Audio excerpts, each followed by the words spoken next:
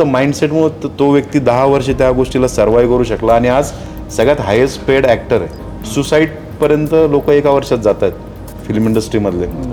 Meditation म्हणजे स्वतःशी connect होणं, नथिंग. मनस्थितीचा आपल्या परिस्थितीवरती पण खूप मोठा परिणाम असतो. त्यांनी गोल ठरवलेला असतो एका मोटिवेशनमध्ये येऊन, काही काळानंतर त्या गोलचा त्यांच्यावरच प्रेशर यायला लागतं. हे जे टॉप 2% लोक आहेत जगातले सक्सेसफुल, यांना सगळ्यात जास्त जर कुठल्या गोष्टीवर स्वतःवर काम करत असतील तर इमोशनल कंट्रोल आणि बुलेट प्रूफ माइंडसेट.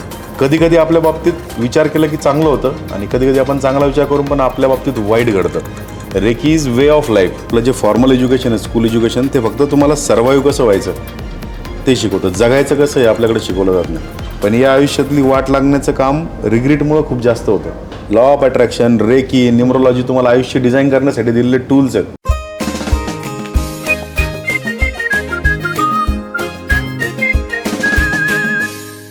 नमस्कार, मी डॉक्टर शुभम कुशे. आज या अजब गजबच्या नव्या कोऱ्या पॉडकास्टमध्ये आपल्या सगळ्यांचं मनापासून स्वागत करतो.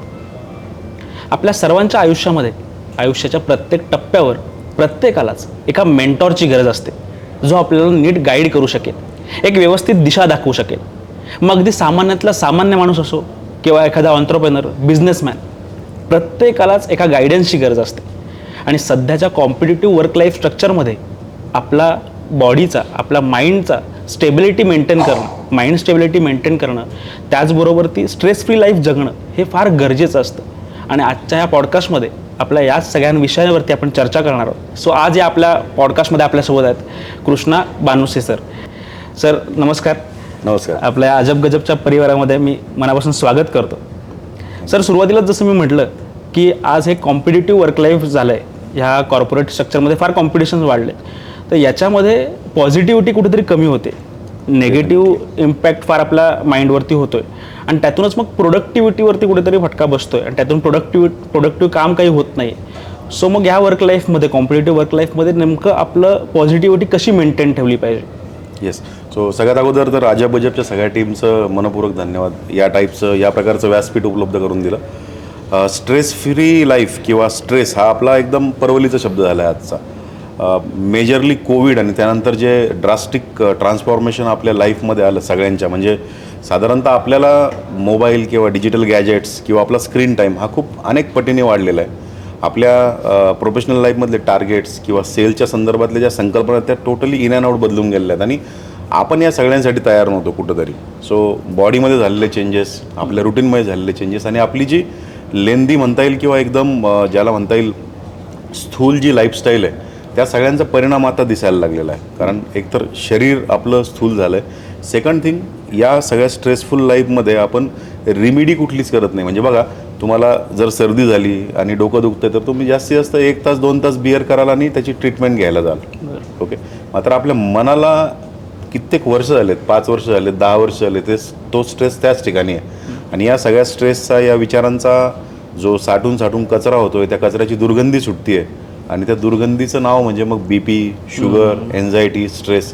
आणि या सगळ्यांचा परिणाम एकंदरीत परफॉर्मन्सवरती होतो आहे. कारण आपली जी बॉडी आहे ती म्हणजे एक मशीनसारखी काम करते आणि या मशीनमध्ये प्रत्येक गिअर, प्रत्येक कंपोनंट, प्रत्येक पार्ट त्याच्या इफिशियन्सीने काम करायला पाहिजे, तरच तो व्यवस्थित काम करेल. अदरवाईज त्या ठिकाणी फ्रिक्शन तयार होईल आणि हे फ्रिक्शन म्हणजे स्ट्रेस आणि एन्झायटी आहे. आणि जसं की आता तुम्ही तर डॉक्टर आहातच, मनस्थिती आपली जी आहे त्या मनस्थितीचा आपल्या परिस्थितीवरती पण खूप मोठा परिणाम असतो.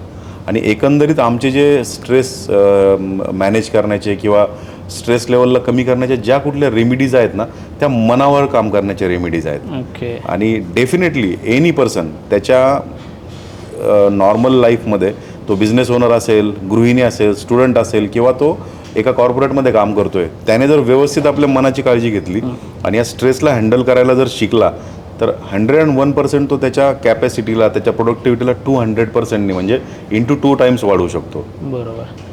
तर सध्याचं जग हे स्टार्टअपचं जग आपण म्हणतोय. इथे बरेच ऑन्ट्रप्रेनर्स आहेत आणि त्यातून नवीन नवीन आयडियाज समोर येत आहेत, नवीन नवीन गोल ठेवले जात आहेत. मला असं विचारायचं की आता आपण बिझनेस ओरिएंटेडमध्ये काही विशिष्ट गोल ठरवताना, काही टार्गेट्स ठरवताना आपले इमोशन्स किती महत्त्वाचे ठरतात या सगळ्या याच्यामध्ये? डेफिनेटली या इमोशन्सचा सगळ्यात मोठा रोल आहे. तुमचे गोल्स किती पूर्ण होतील. आता माझ्याकडे गोल सेटिंगचे पण वर्कशॉप, वेबिनार्स होतात किंवा त्याच्यामध्ये मी 1-to-1 कन्सल्टेशन पण देतो.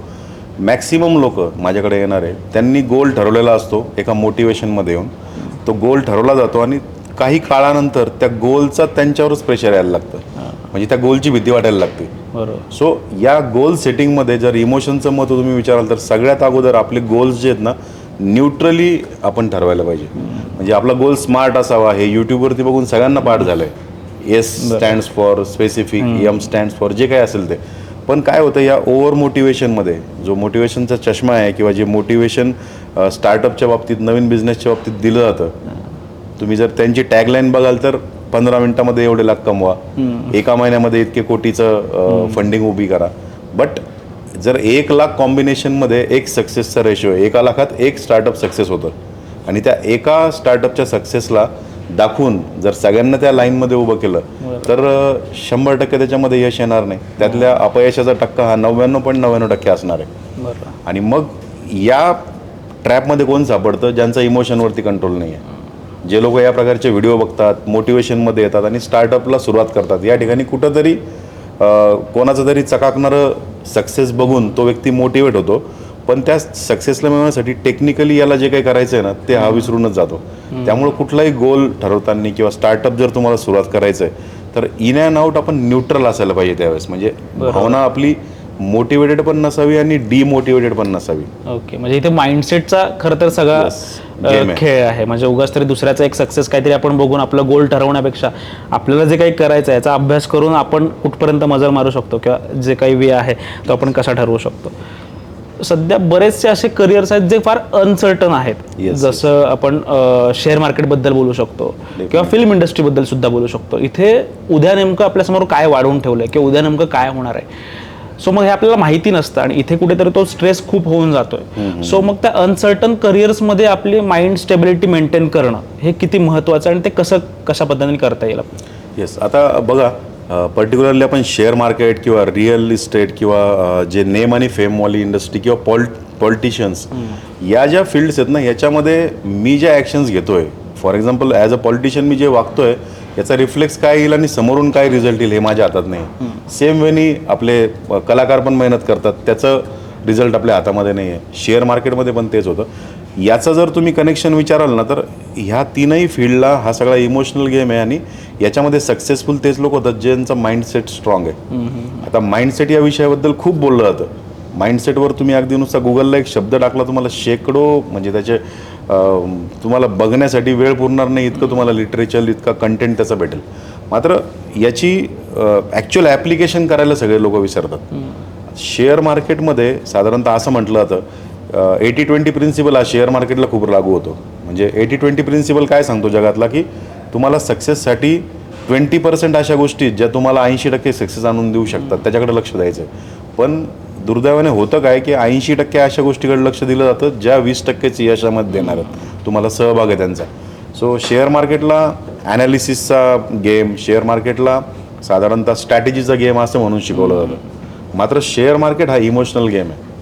ॲक्च्युली शेअर मार्केटच्या तुम्ही कुठल्याही सक्सेसफुलमधल्या सक्सेसफुल व्यक्तीला विचारा, ज्या व्यक्तीचा स्वतःच्या इमोशन्सवरती कंट्रोल आहे तोच व्यक्ती शेअरमध्ये कुठं थांबायचं आहे, कुठं शेअर सोडायचं आहे, कुठं तुम्हाला स्टॉप लॉस क्लिक करायचं आहे, या सगळ्या गोष्टी तुम्हाला साधारणतः भेटू शकतात. आता तुम्हाला जर एक सिम्पल उदाहरण द्यायचं, अनसर्टन, जसं माझं तुमचं लाईफ पण अनसर्टन आहे तसं मुकेश अंबानींचं पण आहे. मग विचार करा, सकाळी निघताना जर इतक्या मोठ्या व्यक्तीचं घरात चहा थंड भेटली किंवा चहात साखर जास्त झाली म्हणून त्याचं जर टेम्पर लूज झालं किंवा टेम्पर हाय झालं आणि त्याच इमोशनल भावनेमध्ये, त्याच इमोशनमध्ये तो ऑफिसला गेला आणि त्या व्यक्तीने जर काही ॲक्शन्स घेतल्या तर किती मोठा डिझास्टर होईल. मात्र हे जे टॉप 2% लोक आहेत जगातले सक्सेसफुल, यांना सगळ्यात जास्त जर कुठल्या गोष्टीवर स्वतःवर काम करत असतील तर इमोशनल कंट्रोल आणि बुलेट प्रूफ माइंडसेट. बरोबर. आता बुलेट प्रूफ माइंडसेट म्हणजे आपण काही रोबोट नाही की काहीच फरक पडणार नाही कशाने. मात्र तो जो रिॲक्शन टाईम आहे ना, तो आपल्याला मेडिटेशन्स, माइंडसेट कोचिंग याने आपल्याला रिॲक्शन टाईम कमी करता येतो. कारण तुमचा आलेला राग एका क्षणामध्ये तुम्हाला जर असं वाटलं, क्रेविंग झाली तुम्हाला की नाही मी आता याच्यातनं 1 कोटीच कमवणार आहे या ट्रेडमधनं, आणि ते 2-3 सेकंद तुम्ही थांबले तर त्या 3 सेकंदामध्ये तुमच्या 1 कोटीचे 1,000 रुपये पण होऊ शकतात. सो हा इमोशनल कंट्रोल आणि माइंडसेट हा शिकून नंतर टेक्निकल अनालिसिस शिकायला पाहिजे. बरोबर. इकडं मी कुठेही म्हणत नाही की टेक्निकल अनालिसिसची गरज नाही आहे, पण most of the traders 97% traders लॉसमध्ये, 3% ट्रेडर्स प्रॉफिटमध्ये. त्याचं मेजर फर्स्ट रिझन काय आहे की स्क्रीनशॉट्स बघून मला ट्रेडिंग करायची हे ठरवलं जातं. कोणाची तरी गाडी बघून ठरवलं जातं की मला आता शेअर ट्रेडिंग करायची आहे. गावात कोणीतरी 10-20 लाख कमवले त्याला बघून ठरवलं जातं. आणि अगेन याची सुरुवात इमोशनमधनं होती, हायपर इमोशन किंवा ज्याला आपण मोटिवेशन म्हणतो. मग त्या ठिकाणी मोटिवेशन असल्यामुळं हा व्यक्ती फक्त स्ट्राईव्ह करतो की मला 1 लाख रुपयाचे 5 लाख एकाच दिवसात करायचे, आणि या ठिकाणी त्याचा सगळा गेम उलटा पडतो. सो शेअर मार्केट असेल, फिल्म इंडस्ट्री असेल. आता फिल्म इंडस्ट्रीतले पण अनेक उदाहरणं तुम्ही बघा. अमिताभ बच्चन सारखे म्हणजे इतकं ग्रेट व्यक्तिमत्व, we are lucky to have him still today. 84-85 मध्ये ते आता काम करताय. भारत सोडून जाण्याची वेळ त्या व्यक्तीवरती आली होती. नमक हराम ते नमक हलाल पेपरची हेडलाईन होती. ABCL कंपनी त्यांची पूर्णपणे बुडाली होती. आता या लेवलला जर त्या व्यक्तीकडे माइंडसेट नसता तर आज त्यांची नेटवर्थ आय थिंक मी कालच वाचली 3,500 कोटी आहे. सो हा फक्त माइंडसेटमुळे तो व्यक्ती 10 वर्ष त्या गोष्टीला सर्वाईव्ह करू शकला आणि आज सगळ्यात हायेस्ट पेड ॲक्टर आहे.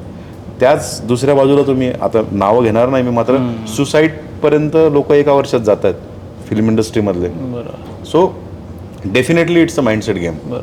आणि हा माइंडसेट जर तुमचा बुलेट प्रूफ असला, बुलेट प्रूफ माइंडसेट म्हणजे मला कशानेच काही फरक पडणार नाही असं नाही, फक्त त्याचा रिॲक्शन टाईम आपल्याला कंट्रोल करता आला पाहिजे. म्हणजे ज्यावेळेस एखादा व्यक्ती सपोज कोणाचा जीव घेत असेल खून करताना, इतक्या एक्स्ट्रीम लेवलची डिसिजन, ती डिसिजन जर त्यांनी 2 सेकंद पॉज घेतला तर थांबू शकते. सो हा इमोशनल कंट्रोल आणि हा माइंडसेट इतका महत्त्वाचा आहे. प्रत्येक क्षेत्रामध्ये हा फार म्हणजे इमोशनल कंट्रोल गरजेचं आहे. अगदी बिझनेस असेल, पॉलिटिशियन असेल, प्रत्येक यंग जनरेशनचं सध्या फेमकडे, जे सक्सेसकडे बघण्याचा दृष्टिकोन बदलल्यामुळे हे सगळं झालं आहे का? म्हणजे आज आपण सक्सेस काही वेगळ्या दृष्टीने बघतोय, तर सक्सेसकडे कसं बघितलं पाहिजे नक्की, याच्याविषयी काय तुम्ही? बघा, आता आजचा जी यंग जनरेशन आहे ना, ती ॲक्च्युली दुहेरी ह्याच्यामध्ये अडकली आहे. यंग जनरेशनला म्हणजे साधारणतः सगळ्या काही सोयीसुविधा भेटत आहेत, यामुळं पालकांची त्यांच्याकडनं अपेक्षा वाढली आहे. एक बाजू की आम्ही तर यांना सगळं देतोय, आमच्या वेळेस हे नव्हतं. दुसरी बाजू काय झाली की त्यांच्याकडं समाजातले उदाहरणं सोशल मीडियामुळे खूप लवकर पोहोचत आहे. त्याच्या मागचा स्ट्रगल नाही पोहोचत आहे, फक्त स्क्रीनशॉट्स. परत मी सांगेल की यांनी एवढं कमवलं. आता एक साधारणतः तुम्ही यूट्यूब चॅनलचं जरी उदाहरण घेतलं, माझ्याकडे अनेक स्टुडंट्स येतात यूट्यूब चॅनल, ते सुरू करण्यासाठी इतके एक्सायटेड असतात, पण पहिल्या मंथमध्ये ज्यावेळेस त्या चॅनलला सबस्क्रायबर 2 आकडी पण होत नाही, किंवा एखादा व्हिडिओ ते बनवतात आणि त्या व्हिडिओला नंतर 100 पण व्ह्यूज येत नाही, ते लगेच गिवअप करतात. सो दुर्दैवाने काय झालं माहिती आहे का, आजकालचं यशाचं परिमाण म्हणजे मेजरमेंट करण्याचं साधन जे आहे ना, मटेरियलिस्टिक जगामध्ये आपण राहतो. म्हणजे भौतिक सुखाने वेढलेलं जग आहे. तुम्ही किती पैसे कमवले, तुम्ही कुठली वॉच घालता, तुमचा मोबाईल कुठला आहे, कोणती गाडी तुम्ही वापरतायत, कोणता ब्रँड तुम्ही वापरताय, यावरून तुमचं यश ठरवलं जातं. एक 10-20 वर्षापूर्वी यशाचं जे मेजरमेंट आहे ना, ती वेगळी होती. आजची मेजरमेंट किती कमी वेळेत किती जास्त तुम्ही हे करतायत आणि लक्झरी किती हे करताय. त्यामुळे तुम्ही जर बघितलं तर अनेक इन्फ्लुएन्सर ज्यांचं साधारणतः फायनान्शियल कॅपॅसिटी नाही, बट स्टील ते कॅमेऱ्यावर लक्झरी लाईफ दाखवण्यासाठी एकदम त्यांच्या फायनान्शियल बर्डन इतका त्यांना खर्च करावा लागतो. सो आजची जी पिढी आहे त्यांनी ॲक्च्युली या चकाकणाऱ्या यशाच्या पाठीमागं धावण्यासाठी, किंवा कोणीतरी कशात तरी सक्सेसफुल झालाय म्हणून तेच करायचं, त्याच्या मागं धावण्याच्या अगोदर त्यांनी थोडंसं आहे ना स्वतःच्या कॅपॅसिटीज, स्वतःचं डिझायर, स्वतःचं पॅशन काय, या सगळ्यांना मॅच करून काय करता येईल. आणि मला या गोष्टीला अचीव करण्यासाठी 3 वर्ष लागणार आहेत, एवढा त्यांनी साधारणतः, म्हणजे आपला जन्म झाला तर आपल्याला चालता बोलता यायला 5 वर्ष लागले होते. आणि आज आपण एखादा व्यक्ती एखादा स्टार्टअप सुरू करतो आणि त्याच्यासमोर त्याचा आयडल कोण असतो, आयडल प्रेरणा घेण्यापुरता ठीक आहे, पण तो कॉम्पिटिशनसाठी त्या व्यक्तीला समोर ठेवतो की यांनी 1,000 कोटीचं साम्राज्य उभं केलं आहे एका वर्षात, मलाही करायचं आहे. आणि इकडं कुठंतरी भ्रमनिरास होतो. सो जर तुम्हाला आजच्या यूथला, म्हणजे तेवढा काही मी गाईड करण्यात का मोठा नाही, पण जितके सुरुवातीच्या काळामध्ये 2002 ते 2012 माझे जवळपास 50 व्यवसाय फेल झाले, आणि त्या 50 व्यवसायांच्या ॲनालिसिस केल्यानंतर जर प्रत्येकाचं कारण जर मीमांसा केली तर सगळ्यांच्या मागं एकच कारण आहे की मी कुठेही सार्वजनिक ठिकाणी गेलो, एखाद्या कार्यक्रमात गेलो, तर मी तिकडे बघायचो की अरे यार, हा माणूस तर मागच्या वर्षी मारुतीमध्ये येत होता, ह्या वर्षी हा स्कॉर्पिओत आला, मग हा काय करतो. माझं सबकॉन्शियस तिकडे विचार करायला जायचा आणि त्याचा बिझनेस मी चालू करायचा प्रयत्न करायचो. आता तुम्ही जर बघितलं ग्रामीण भागात आज बिझनेस सुरू करण्याचं मोटिवेशन रिसर्च नाहीच आहे. समजा भावकीमध्ये एखाद्याचं हॉटेल चालायला लागलं तर त्या गावातल्या बस स्टॉपवरती सगळे त्या आडनावाचे लोक हॉटेल्स टाकायला लागतात. एखाद्याचं साधारणतः सीडचं दुकान चालायला लागलं की सगळे लोक ते सीडचं दुकान टाकायला लागतात. शेअर ट्रेडिंगकडे खूप लोक वळतात आता, कारण गावात एखादा व्यक्ती काहीतरी ॲनालिसिस शिकतो आणि तो अचानक श्रीमंत होतो. सगळ्यांना वाटतं की मी एक दिवसामध्ये श्रीमंत होणार आहे. सो गोल मोठे ठरवायला 100% पाहिजे, पण ते गोल मोठे ठरवताना त्याचा ॲक्शन प्लॅन, त्याचं ड्युरेशन किती, त्याचं म्हणजे मी कोणत्या वर्षात काय करणार आहे, आणि साधारणतः त्या गोलला चालवणारं जे व्हेकल आहे त्याचं पेट्रोलची व्यवस्था अगोदर करावं लागेल. म्हणजे तुम्हाला जर बिझनेसमध्ये येत आहेत तुम्ही आणि हा चालला नाही बिझनेस, त्याचं रेंट, त्याचं लेबर, त्याचं स्वतःचं वेअर अँड टिअर, या सगळ्या गोष्टी मला 2 वर्षाच्या तरी स्वतः सस्टेन कराव्या लागतील. ही तयारी ठेवावं लागणार आहे. आणि ही न ठेवल्यामुळं मॅक्सिमम ठिकाणी तुम्ही बघताय मग नकारात्मक रिझल्ट येतात. आणि त्याचा परिणाम परत आपल्या माइंडसेटवरती होतो आणि परत डिप्रेशनकडे सगळ्या गोष्टी जातात.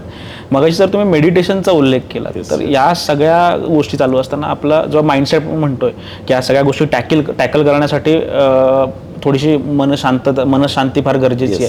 मग ते मेडिटेशनचे बरेच गैरसमज आहेत. म्हणजे आज मी बऱ्याच बघतो की एकतर हाईप केलं जातं एका लेवलला जाऊन मेडिटेशन, आणि मग ते जेव्हा आपण करायला जातो ऍक्च्युली तेव्हा आपल्याकडनं होत नाही. लोक 2-2 तास 3-3 तास बसतायत, पण नेमकं त्यांना काय करायचं हेच माहित नाहीये. सो ऍक्च्युअल मेडिटेशन ही कन्सेप्ट काय आहे आणि त्याला कशा पद्धतीने खरं केलं पाहिजे ते? येस, मेडिटेशनला सगळ्यात अगोदर जर क्लिअर करायचं तर आपल्याला थोडेसे आपले त्याच्याबद्दलचे व्ह्यूज चेंज करायला पाहिजे. मेडिटेशन हे नाव घेतलं तर आपल्या समोर कुठला तरी रंग येतो, भगवे कपडे, पांढरे कपडे, कुठल्या तरी रंगाचे कपडे घातलेला एक व्यक्ती ज्यांनी सगळं सोडून दिलंय आणि जो बसून मेडिटेट करतोय. सो ते चित्र आपल्याला बाजूला करावं लागणार आहे. मेडिटेशनची एका वाक्यात माझ्या मेंटॉरनी मला सांगितलेली संकल्पना ती म्हणजे साधारणतः मेडिटेशन म्हणजे स्वतःशी कनेक्ट होणं, नथिंग. म्हणजे तुम्ही बघा, लास्ट टाइम तुम्ही स्वतःच्या हार्टचा आवाज कधी ऐकला होता? लास्ट टाइम तुम्ही मला काय वाटतं याच्यासाठी तुम्ही कधी 10 मिनटं पॉज घेतला होता? हा प्रश्न जर विचारला तर 100 पैकी 100 लोक म्हणतात की नाही, आम्ही असं कधी केलंच नाही. सो मेडिटेशन म्हणजे काय, साधारणतः तुम्ही तुमच्या कॅपॅसिटीप्रमाणे एक 10 ते 15 मिनटं स्वतःसाठी मॉर्निंग टाईमला काढणं. ज्यावेळेस तुम्ही आपण झोपेतनं उठतो, आपण पूर्ण झोपलेलो पण नाही आणि जागे पण नाही आहेत, that is the best position, best timing for meditation. त्यावेळेस आपण एका अल्फा फेजमध्ये असतो. अल्फा फेज म्हणजे आपल्या ब्रेन, आपली बॉडी रात्रभरच्या स्लीपमुळं रिस्टोर झालेली आहे, रिचार्ज झालेली आहे. डोक्यामध्ये कुठलेही विचार नाही आहेत. आपल्याला सगळ्यात जास्त डिस्टर्ब करणारा हा प्राणी शांत आहे, कुठली अपॉइंटमेंट नाही आहे आणि घाई काहीच नाही आहे. सो त्या फेजला जर तुम्ही बसून फक्त मी सजेस्ट करेल की बेडमध्ये करण्याच्या ऐवजी तुम्ही फक्त एका क्लीन स्पेसवर जायचं आहे. मांडी घालून तुम्ही बसू शकता, अगदी खुर्चीवर बसू शकता तुम्हाला खाली बसायला जर प्रॉब्लेम आहे तर. आणि सुरुवातीला जे पण लोक मेडिटेशन शिकण्याचा प्रयत्न करतायत नवीन, त्यांनी कुठल्याही मंत्र, कुठलंही तंत्र किंवा कुठलंही रिलिजन याला बाजूला ठेवून काय करायला पाहिजे, एक साधारणतः स्क्वेअर ब्रीदिंग आम्ही त्याला सांगतो की तुम्ही 3 सेकंद ब्रीथ घेताना तुमच्या डोळ्यासमोर एक उभी लाईन ड्रॉ होती असं इमॅजिन करा. तेवढेच सेकंद ती लाईन आणखी एक ड्रॉ करा आणि त्याला होल्ड करा. त्यानंतर त्याला बाहेर काढण्यासाठी, त्या श्वासाला सोडण्यासाठी आणखी एक लाईन ड्रॉ करा आणि पुढचा श्वास घेण्यापूर्वी तेवढाच पॉज घ्या. फक्त एवढी प्रोसिजर तुम्ही 10 ते 15 मिनटं केली तर यू वोंट बिलीव्ह की एका महिन्यामध्ये ना तुम्ही एक डिफरंट पर्सन म्हणून स्वतःला बघाल. तुम्हाला प्रॉस्पेक्टिव्ह तुमचा चेंज होऊन जाईल. तुम्हाला साधारणतः एखाद्या गोष्टीकडं रिॲक्शन टाईम तुमचा कमी होईल. मी रिॲक्शन टाईम हा खूप वेळेस शब्द वापरतोय कारण आपल्या आयुष्यामध्ये चुकीच्या किंवा बरोबर घडलेल्या सगळ्या घटना रिॲक्शन टाईममुळेच घडलेल्या आहेत. म्हणजे मी त्यावेळेस 2 मिनटं थांबलो म्हणून बरं झालं, त्या गाडीत बसलो असतो तर ॲक्सिडेंट झाला असता. हा रिॲक्शन टाईम लेट झाल्यामुळे आलेली पॉझिटिव्हिटी आहे. आणि मी 2 सेकंद थांबलो असतो तर बरं झालं असतं, तो ट्रेड माझा लॉसमध्ये गेला. ही घाई केलेली रिॲक्शन टाईमचा म्हणजे लॉस आहे. सो या रिॲक्शन टाईमला आपल्या कंट्रोलमध्ये ठेवण्यासाठी मेडिटेशन खूप गरजेचं आहे. आणि ज्यांना सुरुवात करायची, काहीच त्यांना कल्पना नाही आहे किंवा ज्यांना खूप भीती वाटते मेडिटेशनची, त्यांनी फक्त मांडी घालून बसून पाठीचा कणा सरळ ठेवणं, इरेक्ट स्पाईन ज्याला म्हणतात, तेवढा ठेवून 5 मिनिटांनी सुरुवात करा, 3 मिनिटांनी सुरुवात करा. तुम्ही तुमचे श्वास मोजायला लागले की 1, 2, 3, 4, 5व्या दिवशी तुम्हाला तुमच्या स्वतःच्या हार्टचा आवाज ऐकायला यायला लागेल. अजून एक 5 दिवस तुम्ही त्याला कंटिन्यू ठेवलं तर तुम्हाला तुमच्या कानांमधनं आजपर्यंत जे आवाज ऐकले नाहीत ते आवाज तुम्हाला ऐकायला यायला लागतील. आणि that is your inner soul. Okay. ज्यावेळेस तुम्ही त्याच्यासोबत कनेक्ट झाले त्यावेळेस तुम्हाला ॲक्च्युअल क्लॅरिटी यायला लागते. आणि असं म्हणतात की तुमचा दिवस तुमची सकाळ कशी आहे त्यावर ठरतो. बरोबर. आपण आपल्याकडे मराठीत म्हण पण आहे की कोणाचं तोंड बघितलं होतं आज काय माहिती, पण ॲक्च्युअल जर तुम्ही बघितलं तर हा तुमच्या एनर्जीचा विषय आहे. तुम्ही आज सकाळी म्हणजे लॉ ऑफ अट्रॅक्शनमध्ये असं म्हणतात, आपण त्या विषयाकडे जाणारच आहोत, की each and every day is manifested by you. आता या ठिकाणी तुम्ही बसलेत किंवा मी पण या ठिकाणी बसलोय, हे पण मी मॅनिफेस्ट केले कधीतरी. माझ्या सबकॉन्शियसमध्ये सुरू होतं की माझा पण एक पॉडकास्ट व्हायला पाहिजे, मला पण कोणीतरी बोलवायला पाहिजे. याचं तुम्हाला सिम्पल उदाहरण जर द्यायचं तर इमॅजिन करा एक मॉर्निंग नॉर्मल सकाळ आहे, त्या दिवशी तुम्ही सकाळी उठले आणि उठल्याबरोबर बेडवरनं उतरताना तुम्हाला एखादा कॉर्नर किंवा एज असणारी एखादी वस्तू तुमच्या पायाला गुडघ्याला धाडकणी लागली, खूप प्रचंड वेदना झाल्या. त्याच पेनमध्ये तुम्ही कसं तरी उठताय, तुमचं कॉन्सन्ट्रेशनच सगळं हलून गेलं आहे, कारण तुमचं माइंड जागेवर नाही आहे, खूप तुम्हाला पेन होतोय. त्याच पेनमध्ये तुम्ही कसं तरी आंघोळ उरकली, कसं तरी तुम्ही सकाळची तयारी केली, नाश्ता पण तुमच्याकडनं तो जळाला तयार करताना किंवा तो वेळेवर नाही भेटला, जाऊन गाडीकडे बघितलं तर गाडी स्टार्ट होत नाही आहे, रिक्षाने कसं तरी आले धावत पळत, कामाचं ठिकाण असेल बिझनेसचं ठिकाण असेल तिकडं लेट पोहोचल्यामुळं काहीतरी तिथं पण खराब मूडनी सुरुवात झाली. चहा आली ती पण थंड आली, कामही होत नाहीत. हळूहळू लंच टाईम आला, लंच वेळच्या वेळेस तुम्हाला लक्षात आलं की मी डब्बाच विसरलो आहे आज सकाळच्या हर्डलमध्ये. काहीतरी जाऊन खाली एखादा वडापाव तुम्ही म्हणजे टाकला काहीतरी पोट भरण्यासाठी पोटामध्ये. असाच दिवस गेला आणि संध्याकाळी घरी येऊन तुम्ही सोफ्यावर बसतायत आणि घरातला तुमचा मेंबर तुम्हाला विचारतोय, इफ यू आर मॅरिड तर तुमची वाईफ विचारते किंवा मुलं विचारताय, मॅरिड नसेल तर आईवडील विचारतायत की बघ काय झालं बाबा खूपच थकलेला दिसतोय. आणि त्यावेळेस आपल्या मनात कुठला शब्द येतो की काय माहिती आज कोणाचं तोंड बघितलं तर सगळी वाट लागली. व्हाईस वर्सा एक दिवस तुम्ही इमॅजिन करा की सकाळी तुम्ही उठलेत आणि उठल्याबरोबर अलारामनी तुमची जाग आली आहे. अलाराम बंद करण्यासाठी मोबाईल उचलला तर तुम्हाला एक नोटिफिकेशन दिसलं की your account has been created by 2.5 lakhs किंवा 25 लाख किंवा 2.5 कोटी.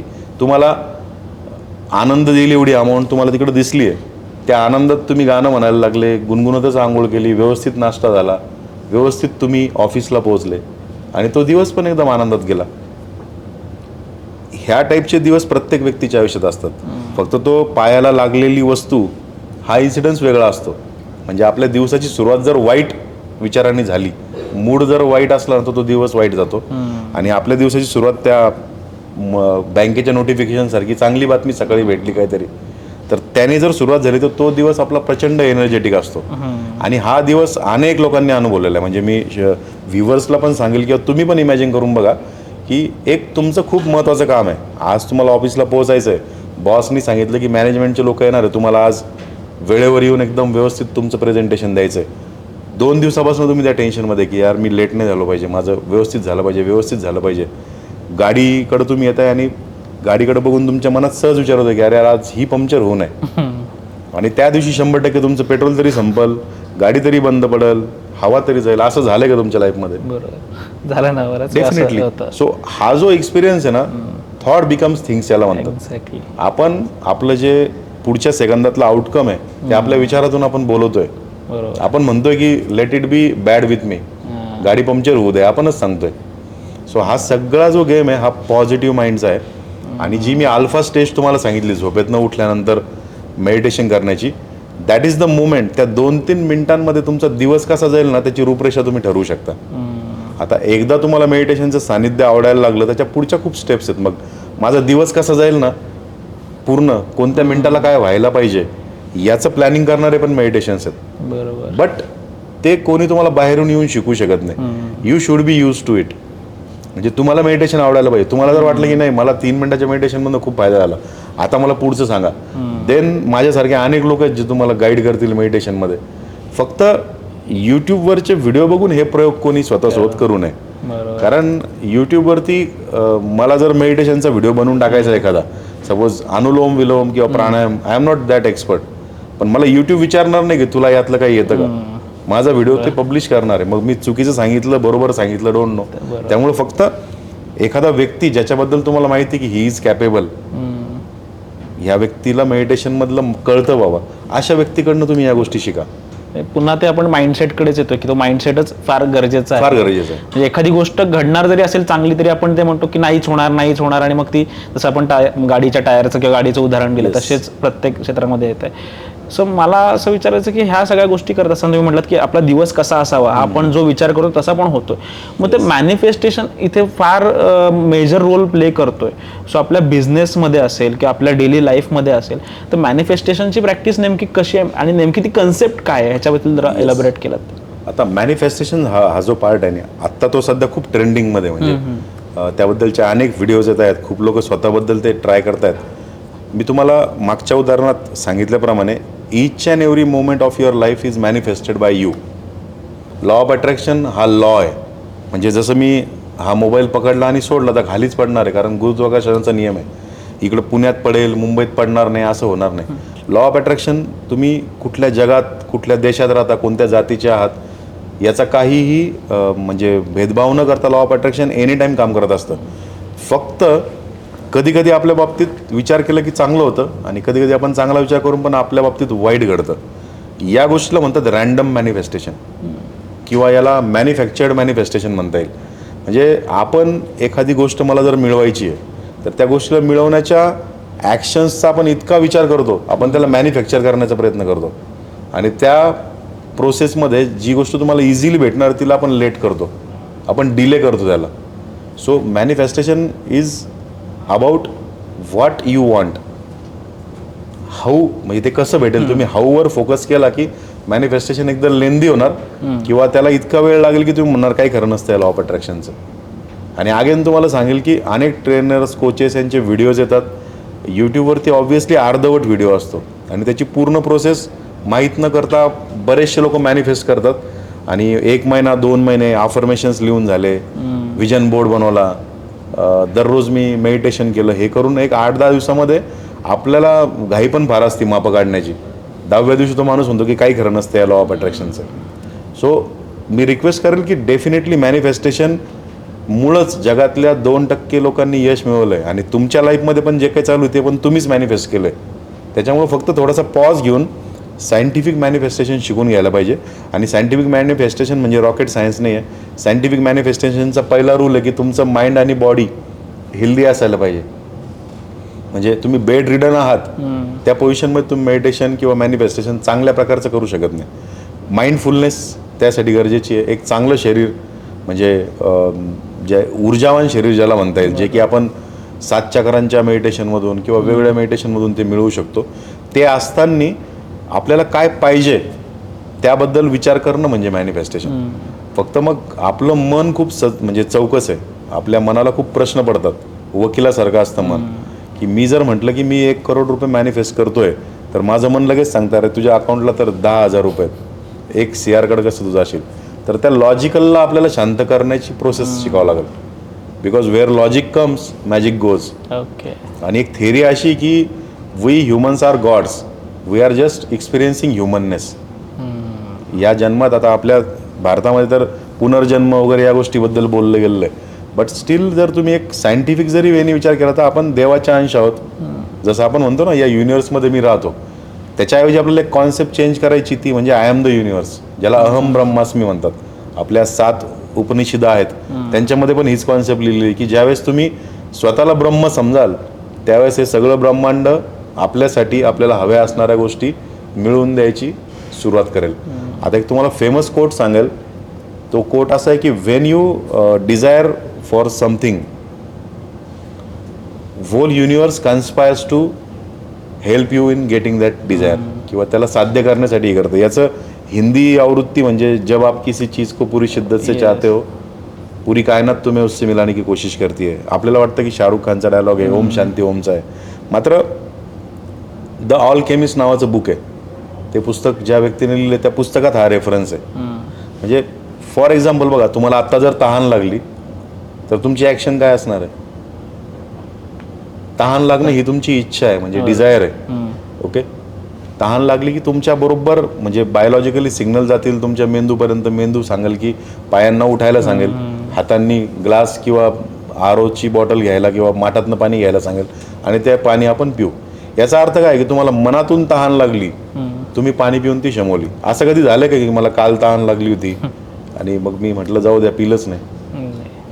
सेम याच्यातला डिफरन्स आहे की आपण अनेक डिझायर्स दररोज करतो, पण जसं तहान लागणं हे याला जितकं बर्निंग डिझायर असतं ना आपलं की नाही मला पाणी प्यावंच लागेल, तेवढ्या बर्निंगने आपण आपले गोल सेट नाही करत. बरोबर. अदरवाईज युनिव्हर्ससाठी तुम्हाला 1 ग्लास पाणी मिळवून देणं आणि 100 कोटी मिळवून देणं सेम आहे. त्यांच्यासाठी ही वेगळी गोष्ट नाही आहे.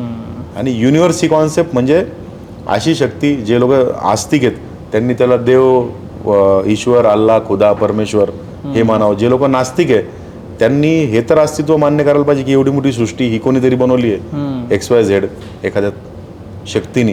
ती शक्ती म्हणजे युनिव्हर्स. आणि त्या ठिकाणी फक्त तुमचं लॉजिकल माइंड बाजूला ठेवून 100% ट्रस्टनी तुम्ही जे काही डिझायर व्यक्त करता ते तुमचे पूर्ण होतात. अगदी पाण्यासारखंच.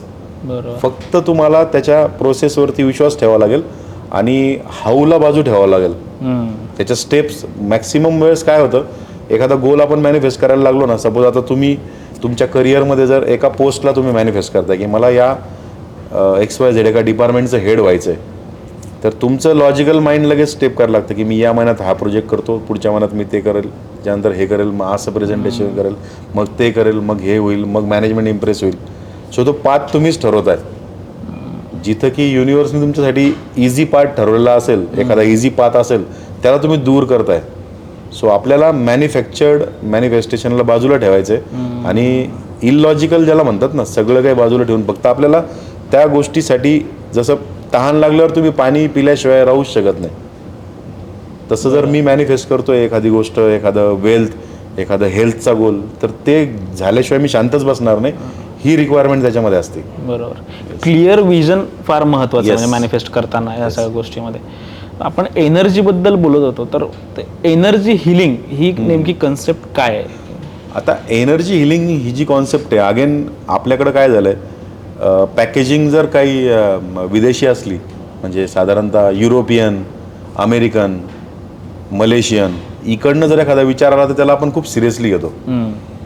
पण एनर्जी हिलिंग ही आपल्याकडचीच आहे ॲक्च्युअल. तुम्ही जर बघितलं, एनर्जी हिलिंगमध्ये खूप मोठ्या प्रमाणावर वॉटर मेमरी वापरली जाते. पाण्याला वापरलं जातं हिलिंगसाठी. आपल्याकडं पण मंदिर, मठ, आश्रम, मस्जिद याच्यामधनं शेकडो वर्षापासून हिलिंग वॉटर दिलं जातं. किंवा तुम्ही पिक्चरमध्ये बघितलं असेल, जास्त आपल्याला मंदिराचा याचा नसेल सहवास, तरी पण पिक्चरमध्ये ऋषीमुनी बघितले असेल तुम्ही, श्राप देताना पाण्याच्या माध्यमातून श्राप द्यायचे. किंवा आपल्याकडं आशीर्वाद देताना तुम्ही बघा जुन्या फोटोंमध्ये देवी देवतांच्या इथं पाममध्ये एक काहीतरी वर्तुळ दाखवलं तर तिथनं काहीतरी रे येतो. आता ही कल्पना जरी कोणी केलेली असेल तर ही कल्पना करण्यासाठी पण त्याचा काहीतरी रेफरन्स त्याच्याकडे असावा लागला असेल ना. बरोबर. म्हणजे जर रॉकेटचं मी चित्र काढतो तर मी कुठेतरी रॉकेट पाहिलेलं असेल 100%. सेम वेने एनर्जी हिलिंग पण आपल्याकडचीच कॉन्सेप्ट आहे. पण या मॉडर्न वर्ल्डला एनर्जी हिलिंगची ओळख रेकीच्या माध्यमातून झाली, जी की एक जॅपनीज टेक्निक, म्हणजे जॅपनीज हे आहे. या एनर्जी हिलिंगला साधारणतः असं म्हणतात की युनिव्हर्समध्ये एनर्जी ऑलरेडी आहे. त्या एनर्जीला ज्यावेळेस मी सरेंडर होतो आणि एक माध्यम म्हणून मी युनिव्हर्समध्ये सांगतो की माझ्या माध्यमातून ह्या एनर्जीला अमुक व्यक्तीचं डोकं दुखणं थांबवण्यासाठी येऊ दे, अशा प्रकारच्या प्रोसेसमधनं आपण त्या व्यक्तीला हील करू शकतो. आता रेकीच्या बाबतीमध्ये काय अनेक समज गैरसमज आहे. रेकी हा शब्द थोडासा पोलीस डिपार्टमेंटशी पण निगडीत आहे, त्याच्यामुळे त्या रेकीबद्दल थोडंसं वाईट यांनी पण बघितलं होतं. पोलिसांच्या रेकॉर्डमध्ये किंवा बातम्यांमध्ये जो शब्द रेकी वापरला जातो तो म्हणजे निरीक्षण करणं, निगराणी करणं.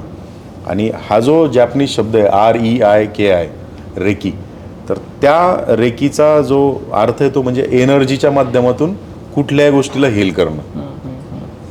आणि ही रेकी जी आहे तुम्ही तुमच्या डे टू डे मॅनिफेस्टेशनसाठी पण वापरू शकता. म्हणजे आता मी एक रेकी हिलर आहे, मी रेकी प्रॅक्टिशनर आहे. दररोज सकाळची 10 मिनिटाची माझी जी प्रोसेस असते तिच्यामध्ये माझा आजचा दिवस कसा जायला पाहिजे, माझा इंटेंट काय आहे आजचा, तो इंटेंट मी दररोज ठरवतो. आणि रेकीचा फर्स्ट रूल आहे 1 डे ॲट अ टाईम, म्हणजे फक्त आजच्यासाठी. रेकीचे बेसिक प्रिन्सिपल काय सांगतात की, म्हणजे जी प्रेयर सांगतात रेकी, ज्यावेळेस तुम्ही जर रेकी शिकायला सुरुवात केली तर पहिले तुम्हाला फर्स्ट सांगितलं जाईल की तुम्ही या 5 पंचसूत्रीला पाठ करून घ्या. ती पंचसूत्री काय की, only for today I will not be angry, फक्त आजच्या दिवस मी राग करणार नाही. तुम्हाला बघा, तुम्हाला जर सांगितलं की उद्यापासून तुम्ही 3 महिने ना काहीच खायचं नाही, काकडी खाऊन राहायचं, तर लगेच तुमच्या डोक्यावर प्रेशर येईल, बापरे कसं शक्य आहे. पण तुम्हाला जर दररोज सांगितलं की फक्त आजच्या दिवस काकडी खायची आहे, उद्या उठल्यावर परत ते की आजच्या दिवस काकडी खायची आहे, तर ते इन्स्टॉलमेंटमध्ये आपण ते प्रेशर घेतोय. सो रेकी पण काय सांगते की एकदम आयुष्य बदलण्याचा प्रयत्न करू नका. आजच्या दिवस मी राग करणार नाही, आजच्या दिवस मी सगळ्यांशी प्रेमाने वागेल, आजच्या दिवस मी ग्रॅटिट्यूडमध्ये असेल, आजच्या दिवस मी स्वतःशी प्रामाणिक राहील, आणि आजच्या दिवस मी सगळ्या जे काही प्राणी वनस्पती ज्यांच्यामध्ये पण प्राण आहे अशा सगळ्यांशी मी प्रेमाने वागेल. ही रेकीची साधारणतः पंचसूत्री आहे. आणि जी तर तुम्ही बघितली तर बौद्ध धर्मात पण ती सांगितलेली आहे, हिंदू धर्मात पण ती सांगितलेली, शीख धर्मात पण ती सांगितलेली आहे. पण ठीक आहे, रेकी हिलिंगच्या माध्यमातून जर आपल्याला एनर्जी हिलिंग कळत असली तरी पण काही वाईट नाही. म्हणजे आपल्याला जर रेकीमुळं लोक त्या याच्याशी जोडले जात आहेत एनर्जी हिलिंग सोबत आणि चांगल्या लाईफस्टाईल सोबत, तर still it is very good. आता रेकीची डेफिनेशन मी तुम्हाला सांगितली आहे साधारणतः. याचं ॲप्लिकेशन काय आहे, जसं आता ॲज अ डॉक्टर तुम्ही तुमच्या समोर व्यक्ती आला तर त्या व्यक्तीचे सिम्पटम्स बघून त्याला तुम्ही ट्रीटमेंट देता. सेम वेनी रेकीमध्ये काय होतं की तो व्यक्ती माझ्या समोर असेल किंवा नसेल तरी पण मी त्याला हील करू शकतो. थोडीशी स्लो प्रोसेस आहे, बट इट स्टील वर्क्स. त्याच्यामध्ये काय म्हणजे साधारणतः एखाद्या व्यक्तीला आत्ता कुठला त्रास आहे, फिजिकल पेन, त्याच्यातनं मी बाहेर काढू शकतो. काही स्पेसिफिक ज्याला म्हणतात ना, तुम्ही डॉक्टर्समध्ये जसं म्हणतात की तुम्ही नाही फरक पडला तर 4 दिवसांनी परत या, सेकंड कन्सल्टेशन, तसं याच्यामध्ये सिटिंग असतात. 8-10 सिटिंगमध्ये आपण त्या पेनमधनं त्याला बाहेर काढू शकतो. आपण रेकीमधनं 7 चक्रांची हिलिंग करू शकतो. अगेन म्हणजे इंडियनच एक रेफरन्स होतो, रेकीमध्ये पण वापरला जातो. आपण रेकीच्या माध्यमातून एखादं आउटकम बदलू शकतो. आपण रेकीच्या माध्यमातून जसं पूर्वी आपल्याकडं नजर काढणं वगैरे हे प्रकार होते, दृष्ट लागली तर किंवा दृष्ट लागू नये म्हणून आपण काही करायचो. सो रेकीच्या माध्यमातून आपण आपल्या घरासाठी, गाडीसाठी, एखाद्या व्यक्तीसाठी प्रोटेक्शन आपण युनिव्हर्समधनं आपण मागू शकतो. सो या प्रकारच्या साधारणतः रेकीला एनर्जी हिलिंग म्हणण्यापेक्षा मी तर जेव्हापासून मी त्याच्या सानिध्यात आलो आहे, Reiki is way of life. जर तुम्ही त्याला अंगीकारलं तर दररोज एक 5-5, 10-10 मिनिटाच्या काही गोष्टी करून तुम्ही लाईफला खूप सुकर करू शकता. आणि ह्या सगळ्या प्रिन्सिपल चालतात विश्वासावरती. जितका तुमचा ट्रस्ट जास्त आहे तितका तुम्हाला मॅजिकल रिझल्ट येतील. आणि मी जिवंतपणे ते सगळ्या गोष्टी अनुभवतोय. म्हणजे लॉ ऑफ अट्रॅक्शन असेल, रेकी असेल, यातले फरक म्हणजे मी हे सगळं करण्यापूर्वीचं माझ्यातलं कॅरेक्टर आणि आजचं कॅरेक्टर, म्हणजे मला कधी कधी वाटतं की हे स्वप्न आहे. म्हणजे मी काही लोकांना मी मेडिटेशनसाठी गाईड करू शकतो हे मी स्वप्नात पण कधी विचार नव्हता केला, कारण मी स्वतः खूप वेगळ्या टेम्परचा व्यक्ती होतो काही दिवसांपूर्वी. सो असे चेंजेस आपण पूर्ण ट्रान्सफॉर्मेशन या माध्यमातून आपल्या लाईफमध्ये आणू शकतो. हे रेकी लॉ ऑफ अट्रॅक्शन हे बिझनेसमध्ये कसं वर्कआउट होतंय? बिझनेस एखादा समजा नवीन एखादा असेल किंवा काही एखादा स्टक झाला असेल एका लेवलला, तर तिथे ह्या गोष्टी कशा वर्क होतात किंवा कसं झालं? Yes, definitely. रेकी असेल किंवा लॉ ऑफ अट्रॅक्शन असेल, याच्यात जर तुम्ही बेसिक प्रिन्सिपल बघितला तर it is all about thoughts. So law of अट्रॅक्शनमधून पण आपण काय करतो, थॉट बिकम्स थिंग्स नावाची प्रोसेस आहे जिच्यावरती हे सगळं काही बेस्ट आहे, त्यालाच आपण वापरतो. तुमच्या विचारांमध्ये आपल्याकडे बघा तुम्ही, जुने लोकच्या म्हणी होत्या की भित्यापोटी ब्रह्मराक्षस, जहा डर वही अंधेरा. याचा अर्थ काय, तुमच्या मनात जे असेल ना ते तुमच्या समोर यम म्हणून उभं राहणार आहे. लॉ ऑफ अट्रॅक्शनचं बेसिक प्रिन्सिपल म्हणजे सगळ्यात अगोदर त्याला सरेंडर होणं, की मी जे म्हणणार आहे ना, मी जे मागणार आहे ते मला मिळणार आहे या शक्तीकडनं. सेकंड लॉ ऑफ अट्रॅक्शनचा प्रिन्सिपल आहे तो म्हणजे या साधारणतः लॉ ऑफ अट्रॅक्शनच्या माध्यमातून पॉझिटिव्ह गोष्टी मागणं. आणि तिसरा प्रिन्सिपल आहे त्यातला की जे हवं आहे ते मागणं. पण तुम्ही जर एक लिटरली तुमचा किंवा कुठल्याही सामान्य व्यक्तीचा ज्याला लॉ ऑफ अट्रॅक्शन माहीत नाही त्याचा थिंकिंग पॅटर्न जर तुम्ही विचार केला ना, तर असं म्हणतात 70,000 विचार दिवसभरात नाही येतात. आणि जे युनिव्हर्स आहे किंवा लॉ ऑफ अट्रॅक्शन याच्यामध्ये नोचा रेफरन्स कळत नाही. म्हणजे साधारणतः ज्या व्यक्तीला अपयशी व्हायचं नाही आहे त्याचा विचार काय असतो, मी फेल नाही झालो पाहिजे, माझं हे बंद नाही पडलं पाहिजे, मी बिझनेस तर करतोय पण लॉस नाही झाला पाहिजे. तुम्हाला जर एखाद्या व्यक्तीच्याबद्दल खूप प्रेम आहे तर त्या प्रेमाचं रूपांतर काळजीमध्ये होतं, त्याला काही व्हायला नको. आणि त्या काळजीचं रूपांतर कशात होतं, भीतीमध्ये होतं. त्याला काही झालं तर, तो पडला तर, ती पडली तर. मग ते मुलांच्या बाबतीत असेल, तुमच्या मॅरिड रिलेशनच्या बाबतीत, आई वडिलांच्या बाबतीत. आणि मग या भीतीमुळं काय होतं, युनिव्हर्समध्ये जो मेसेज जातो ना त्यातला नो निघून जातो. नो तिथं कळतच नाही आणि ज्या नको त्या गोष्टी मॅनिफेस्ट केल्या जातात. सो तुम्हाला जर बिझनेसमध्ये लॉ ऑफ अट्रॅक्शन वापरायचं, त्याची प्रोसेस आहे की आम्ही माझे जे बिझनेसचे अनेक क्लायंट्स आहेत त्यांना आम्ही तुमचा दररोजचा सेल त्यांना आहे ना काय ते एक्सपेक्ट करताय त्या सेलला मॅनिफेस्ट करण्याची डेली प्रोसेस आम्ही त्यांना सांगतो. याचा अर्थ लॉ ऑफ अट्रॅक्शन म्हणजे मी या सोफ्यावर बसून नुसतं 10 कोटी म्हणत राहील आणि ते माझ्या गल्ल्यात येऊन पडतील असं नाही होणार. लॉ ऑफ अट्रॅक्शनची स्पेलिंग बघितली तर इट सेल्फ अट्रॅक्शनमध्ये ॲक्शन आहे. Law of attraction happens to them who take action. So law of अट्रॅक्शनची प्रोसेस काय की सगळ्यात अगोदर आपण आपला एक गोल सेट करतो किंवा मला माझा 10,000चा सेल आहे ना तर मला 15,000 करायला पाहिजे. तो रिअलिस्टिक मी सेट करतो. आता 15,000चा गोल जर सेट केला तर या गोलला मिळवण्यासाठी मी काय काय करू शकतो. माझ्या दुकानातली मी रेंज वाढवू शकतो का, मी माझ्या दुकानामध्ये डिस्काउंट ऑफर करू शकतो का, या ॲक्शन्सचा विचार करणं, त्या ॲक्शन्स लिहून काढणं, या सगळ्या गोष्टी साधारणतः लॉ ऑफ अट्रॅक्शनमधनं घडवल्या जातात. याचं तुम्हाला जर सिम्पल उदाहरण द्यायचं असेल ना तर तुम्ही आत्ता आपण गेले अर्धा तासापेक्षा जास्त आपण चर्चा करतोय. तुम्हाला साधारणतः आता तुम्ही जिथं तुमचं बॉडीचा पार्ट टेकलेला आहे सीट त्या ठिकाणी तुम्हाला आत्ता प्रेशर फील होतंय का, म्हणजे बसलेलं तुमचं जितकं वेट आहे त्याचं 3 सेकंदापूर्वी तुम्हाला ते फील होत होतं. मी हे तुम्हाला सांगण्याच्या अगोदर किंवा हा जो आता डक्टचा आवाज आहे एसीचा हा तुम्हाला आत्ता येतोय, 2-4 सेकंदापूर्वी हा येत होता का नव्हता. सो लॉ ऑफ अट्रॅक्शन सगळं याच्यावरच बेस्ड आहे की where focus goes energy flows. मग तुमचा फोकस जर गेला की मला डिप्रेशन नको यायला तर तुम्हाला डिप्रेशनच येणार आहे. सो आपला फोकस जे हवं आहे त्याच्यावरती म्हणजे only focus on what you want. Okay. पण आपण आपला फोकस व्हॉट आय डोंट वॉन्टवर जास्त आहे की यार माझा पगार वेळ झाला पाहिजे, ह्या महिन्यातला हप्ता गेला पाहिजे, हा ट्रेड माझा पास झाला पाहिजे, हा ट्रेड माझा लॉसमध्ये नाही घ्यायला पाहिजे. सो आपला नाहीवरती जास्त म्हणजे भर आहे आणि त्याच्यामुळं काय होतंय लॉ ऑफ अट्रॅक्शन आपल्यासाठी वर्क करत नाही. लॉ ऑफ अट्रॅक्शनला तुम्हाला आता जे लोक खूप लॉजिकल असतील आपले प्रेक्षक की जे म्हणतात की नाही याच्यावरती विश्वास नाही किंवा ॲज अ डॉक्टर तुम्हाला पण मी त्याचं एक बायोलॉजिकल उदाहरण देईल. आपली जी बॉडीची ॲनाटॉमी ना त्याच्यामध्ये आपल्या मेंदूला आणि मानेला जोडणारा एक RAS नावाचा ऑर्गन असतो, तुम्हाला माहीत असेल तो, त्याला रेटिक्युलर ॲक्टिव्हेटिंग सिस्टम म्हणतात RAS. या RASचं काम काय माहिती आहे का, आत्ता या ठिकाणी आपण बसलेलो या रूममध्ये अनेक गोष्टीत म्हणजे मला जर ॲट ए टाईम या सगळ्या गोष्टींकडे बघायचं ना तर या गोष्टींना प्रोसेस करण्यासाठी माझा मेंदू म्हणजे CPU हँग होऊन जाईल. मग RASचं काम काय आहे की ज्या गोष्टी महत्त्वाच्या वाटतात, आत्ता तुम्हाला जे सीटचं प्रेशर फील होत नव्हतं याचं रिझन काय, आपण महत्त्वाची गोष्ट बोलतो त्यामुळे तुमचा फोकस इकडंच आहे. बरोबर. पण मी जर फोकस तिकडं तुम्हाला न्यायला लागला की तुम्हाला तो पेन फील झाला. सो RASच्या बाबतीमध्ये तो RAS काय करतो की दिवसभरात तुमच्यासाठी सगळ्यात महत्त्वाच्या ज्या गोष्टी आहेत त्याच तुमच्यापर्यंत आणतो, त्यालाच आपण अवेअर होतो. जर 70,000 विचार आपल्या डोक्यात येतात त्या सगळ्यांना आपण अवेअर झालो तर आपण पागल होऊ. ते होऊ नये म्हणून RAS आहे आणि RASला वापरूनच लॉ ऑफ अट्रॅक्शन हे केलं जातं, वापरलं जातं. लॉ ऑफ अट्रॅक्शनमध्ये जेव्हा मी माझा गोल सेट करतो त्यावेळेस त्या RASला मी जाणीव करून देतो की हे माझ्यासाठी महत्त्वाचं आहे. एका पर्टिक्युलर सायंटिफिक वेने जर तो गोल सेट केला तर त्या गोलला मिळवण्यासाठीच माझ्या सगळ्या ॲक्शन घडतील, त्याला मिळून देणाऱ्या अपॉर्च्युनिटी मला आपोआप दिसायला लागतील. तुम्ही या ऑफिसमध्ये लागले फॉर एक्झाम्पल, जेव्हा तुम्ही जॉईन झाले असाल त्यावेळेस तुमच्या डोक्यामध्ये एखाद्या म्हणजे याच प्रकारच्या कंपनीत काम करायचं हा विचार खूप तीव्रतेने रिपीटली आला आणि तुम्हाला या कंपनीचा कुठून तरी न कळत रेफरन्स आला, असं झालंय का? हे जेन्युइन झालंय म्हणजे माझ्यासोबत. So that is called as RAS.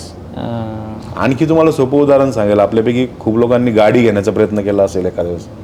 आपण गाडीची टेस्ट ड्राईव्ह घेतो, बरोबर, त्याच्या सेकंड डे पासून तुम्हाला तीच गाडी सगळीकडे दिसायला लागते. मग त्याच्यापूर्वी गाडी जणांसोबत हे झालं खूप जणांसोबत किंवा प्रेमात पडला एखादा व्यक्ती त्याला तीच व्यक्ती दिसती. सो तो RAS काय करतो 100% त्याचा फोकस त्याच्यावरच आणतो, दुसरीकडे जरी गेला तरी तिकडे त्याला शिफ्ट करतो. सो आपण जेव्हा एखादा जॉबला मॅनिफेस्ट करतो खूप तीव्रतेने, तो जो डायलॉग आहे ओम शांती ओम मधला, म्हणजे इतक्या तीव्रतेने आपण त्याला मॅनिफेस्ट करतो की दुसरं काही दिसतच नाही आणि मग युनिव्हर्समधनं तुम्हाला ते मिळवण्यासाठीच्या ऑपॉर्च्युनिटीज यायला लागतात. म्हणजे एवढी सिम्पल कॉन्सेप्ट आहे लॉ ऑफ अट्रॅक्शनची, पण त्याला खूप म्हणजे अवघड करून सांगितलं जातं किंवा बऱ्याच लोकांना वाटतं की ही पाश्चात्य काहीतरी ही एक गोष्ट आहे. तर तुम्ही जर बघितलं तर मी आत्ताच म्हणजे येताना तुमच्यासाठी तो रेफरन्स काढला होता प्रवासामध्ये, म्हणजे माझे श्लोक्स एवढे काही परफेक्ट नाही त्यामुळे सांगतो की ज्ञानेश्वरीमध्ये जे की गीतेचं ट्रान्सलेशन आहे मराठीतलं, जो जो वांछील तो ते लाहो इतरत्र देवे कोणाचे द्यावे. ज्याच्या ज्याच्या मनामध्ये जी जी इच्छा आहे ना ते त्याला भेटतं, देव देणारा कोणीच नाही आहे. म्हणजे ॲक्च्युली तुम्ही तुमच्यातला जो अहम ब्रह्मास्मी म्हणून युनिव्हर्स म्हणून स्वतः जी गोष्ट खूप तीव्रतेने तुम्ही त्याची इच्छा ठेवाल ना ती तुम्हाला भेटणारच आहे. पण आपण आपल्या कॅपॅसिटी विसरून गेलेलो आहे. बरोबर. म्हणून आपण खूप छोट्या छोट्या गोष्टी मॅनिफेस्ट करतो किंवा मग आपल्याला जे नको आहे ना त्याच्यावर आपला फोकस जास्त असतो. गाडी पंक्चर झाली तर, लॉस झाला तर, तो पडला तर, मॅरेज नाही टिकलं तर, त्याच्यासोबत लग्न नाही झालं तर, तिच्यासोबत लग्न नाही झालं तर. आणि आमच्याकडे मॅनिफेस्टेशनला पर्सनल कन्सल्टेशन किंवा ट्रेनिंगला जे लोक येतात ना त्यांना आम्ही सोपं करून हेच सांगतो की 1-2 तासातल्या ट्रेनिंगला जर कोणी अटेंड केलं ना तर त्याच्या कॉन्सेप्ट क्लिअर होतात. लॉ ऑफ अट्रॅक्शन शिकण्याची गोष्टच नाही आहे, आपण बाय डिफॉल्ट त्यासाठी बनलेलो आहे. बरोबर. ॲक्च्युली पण काय होतंय की जसं तो ऑलकेमिस्टमधला किंवा खूप सायंटिस्टनी ठेवलेला तो एक सिद्धांत आहे की we all are gods experiencing humanness. बरोबर. म्हणजे माणसाच्या जन्मात आहे आपण फक्त, ॲक्च्युली आपण या ईश्वराचाच अंश आहोत. तुम्ही जर युनिव्हर्सला ईश्वर समजले तर आता सपोज माझं 75-80 kg वेट आहे, या बॉडी वेटच्या 90% जे तत्व किंवा एलिमेंट्स आपल्या शरीरात सापडतात ना हे एलिमेंट पृथ्वीवरचे नाही आहे. तुम्ही जर म्हणजे डॉक्टर्स तुम्ही असल्यामुळे तुम्हाला हे सगळं 100% माहीत असणार आहे. हे एलिमेंट्स कुठले? स्टार फ्युजन, धूमकेतूचा स्फोट झाला, तारे चंद्र तुटले, त्याला तारा तुटणं म्हणतो आपण. तिकडं जे एलिमेंट सापडतात ते आपल्या शरीरात आहे 90%, 10% पृथ्वीवरचे. मग ही कॉन्सेप्ट जेव्हा आम्ही लोकांना समजून सांगतो आणि विचारतो की तुमची म्हणजे तुम्हाला असं वाटलं का की आजपर्यंत मी गैरसमजातच जगत होतो की मी या पृथ्वीवरचा प्राणी आहे, त्यावेळेस लोकांना खरंच लख्ख डोक्यात, म्हणजे त्याला बलबॉन मुवमेंट म्हणतो आम्ही, की जर मी या पृथ्वीवरचाच व्यक्ती आहे तर मग माझ्या शरीरात ब्रह्मांडामधलं, युनिव्हर्समधलं, आकाशातले तत्व कशामुळे आहेत. सो हा सगळा त्यातला पार्ट आहे. बरोबर. आपण मगाशी चक्रांचा उल्लेख केला होता, तर नक्की शरीरामध्ये कुठे चक्र आहे, काय नेमके चक्र ही कन्सेप्ट आहे आणि ती आपल्या वर्क लाईफमध्ये असेल, बिझनेस लाईफमध्ये असेल, आपल्यावरती कशी इम्पॅक्ट करते त्याच्याविषयी. स्वतः चक्रांबद्दल जर सांगायचं झालं तर तुम्हाला मी एकदम याचं मुळातून डेफिनेशन सांगतो आणि अगेन ते उदाहरण देतो की कशा प्रकारे आपण इंडियन्स आपल्याकडच्या अनमोल गोष्टींना दुर्लक्षित करतो आणि कोणीतरी गोऱ्या माणसाने सांगितलं तर आपण त्याच्या प्रेमात पडतो. म्हणजे बाय द वे मी स्वतः 7 चक्रांचं मला पहिल्यांदा माहिती एका ऑस्ट्रेलियन ट्रेनरकडनं भेटली. म्हणजे मी त्यांच्याकडनं शिकलो ॲक्च्युली. नंतर मी इकडं पण त्याचा रिसर्च करून शिकलो. आपल्या वेदांमध्ये या 7 चक्रांबद्दल लिहिलं आहे ॲक्च्युली. 7 चक्रांचा अभ्यास करण्यासाठी पूर्वी बाहेरचे लोक आपल्याकडे यायचे आणि आता असं झालं, तुम्ही जर युरोपियन कंट्रीजमध्ये बघितलं ना तर जशी व्हील अलाइनमेंटचे दुकान आहेत ना तसं तिकडे चक्र अलाइनमेंटचे सेंटर आहेत. लोक जाऊन चक्र अलाइन करतायत. कोणी म्हणतं की 1 तासात चक्र अलाइन करा, कोणी सांगते की एका दिवसात 7 चक्र अलाइन होतील. तर ह्या सगळ्या ब्लब्स आहेत, असं काही होऊ शकत नाही. 7 चक्र ही कॉन्सेप्ट काय माहिती आहे का, आपल्या शरीरामध्ये 72,000 नाड्या आहेत. नाडी म्हणजे श्वसनाच्या जे मार्ग आहेत, म्हणजे आपल्याला वाटतं की नाकातनं श्वास जातो आणि फुफ्फुसातून तो रक्तात जातो, इतकं आपल्याला एक ॲलोपॅथीने दिलेली कन्सेप्ट आहे. पण ॲक्च्युली श्वसन मार्ग आहे आपल्या शरीरामध्ये 72,000. सूक्ष्म मार्ग आहे जिथनं प्राणवायू आपल्या शरीरामध्ये प्रवास करतो, ऊर्जा पण तिथनंच जाते. आता हे जे नाड्या आहेत ना, या नाड्यांचं जिथं पण क्रॉसिंग होईल नॉट, त्या ठिकाणी एक चक्र तयार होतं. असे आपल्या शरीरात अनेक चक्र आहेत, पण आपल्या वेदाप्रमाणे आपल्या शरीरातले 7 प्रायमरी चक्र सांगितलेले आहेत. म्हणजे आपल्या डोक्यापासून तर पाठीचा जो ज्याला 10 बोल म्हणतात, माकड हाड, त्या ठिकाणपर्यंत मणक्याच्या रेषेमध्ये 7 ठिकाणी हे चक्र तयार झालेले आहेत. आणि आपलं संपूर्ण शरीर या 7 चक्रांवरच डिपेंड आहे. इनफॅक्ट या 7 चक्रांचा कॉन्सेप्ट इतका पॉवरफुल आहे की तुमच्या एखाद्या व्यक्तीच्या कुंडलीमध्ये राजयोग जरी असला पण त्याच्या मूलाधार चक्रामध्ये प्रॉब्लेम असला ना तर तो लाईफमध्ये स्ट्रगलच करेल. म्हणजे ही काही अंधश्रद्धा म्हणून मी हे गोष्ट सांगत नाही आहे. याच्या पाठीमागे हजारो लोकांचा रिसर्च आहेत, हजारो लोकांचा अभ्यास केला गेला आहे. तर तुमच्या कुंडलीमध्ये दिलेल्या गोष्टी जर तुम्हाला मॅच करायच्या असतील तर त्याला चक्रांची पण साथ पाहिजे. तुम्ही हा कॉन्सेप्ट ऐकला असेल बघा, बॉडी, माइंड अँड सोल, हे तिन्ही अलाइनमेंटमध्ये पाहिजे. सो सेम गोष्ट आहे की तुमच्या शरीराची ऊर्जा, मनाची ऊर्जा आणि 7 चक्रांची ऊर्जा अलाइनमध्ये पाहिजे. या 7 चक्रांची भूमिका आपल्या बॉडीमध्ये काय, जसं नदी असते, एक नदीचं वाहतं पाणी, ती जोपर्यंत वाहती आहे शांत शीतल तोपर्यंत ती जीवन देणारी नदी आहे.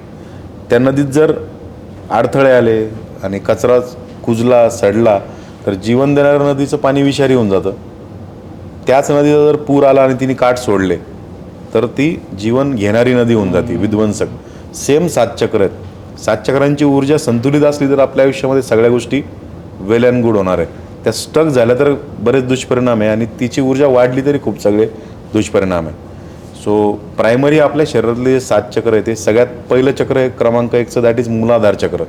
जे आपल्या पाठीच्या मणक्याच्या सगळ्यात शेवटी गुदाद्वाराच्या जवळ त्या ठिकाणी. दुसऱ्या क्रमांकाचं चक्र आहे ज्याला स्वादिष्टान चक्र म्हणतात. आपलं महिलांचं ओटीपोट आणि पुरुषांच्या बाबतीमध्ये बेंबीच्या खाली 4 बोटं, पण हे सगळे चक्र मणक्याच्या दिशेने पाठीमागं. तिसऱ्या क्रमांकाचे चक्र आहे मणिपूर चक्र, जे आपल्या छातीच्या फासळ्यांच्या खाली आणि बेंबीच्या वरती त्याची जागा आहे. चौथ्या क्रमांकाचं चक्र आहे ज्याला अनाहत चक्र किंवा हार्ट चक्र म्हणतात, ते आपल्या छातीच्या मधोमध. 5व्या क्रमांकाचं चक्र आहे दॅट इज स्वादिष्टान चक्र, सॉरी विशुद्ध चक्र 5वं, जे आपल्या घशामध्ये. आणि त्याच्यानंतर पुढचं चक्र आहे त्याला आजना चक्र म्हणतात, त्रिनेत्र चक्र, थर्ड आय पण त्याला म्हणतात. आणि जे 7वं चक्र आहे त्याची जागा आपल्या टाळूच्या वरती, म्हणजे टाळूच्या 2 इंच वरती. अशी साधारणतः या सगळ्या चक्रांची संकल्पना आहे.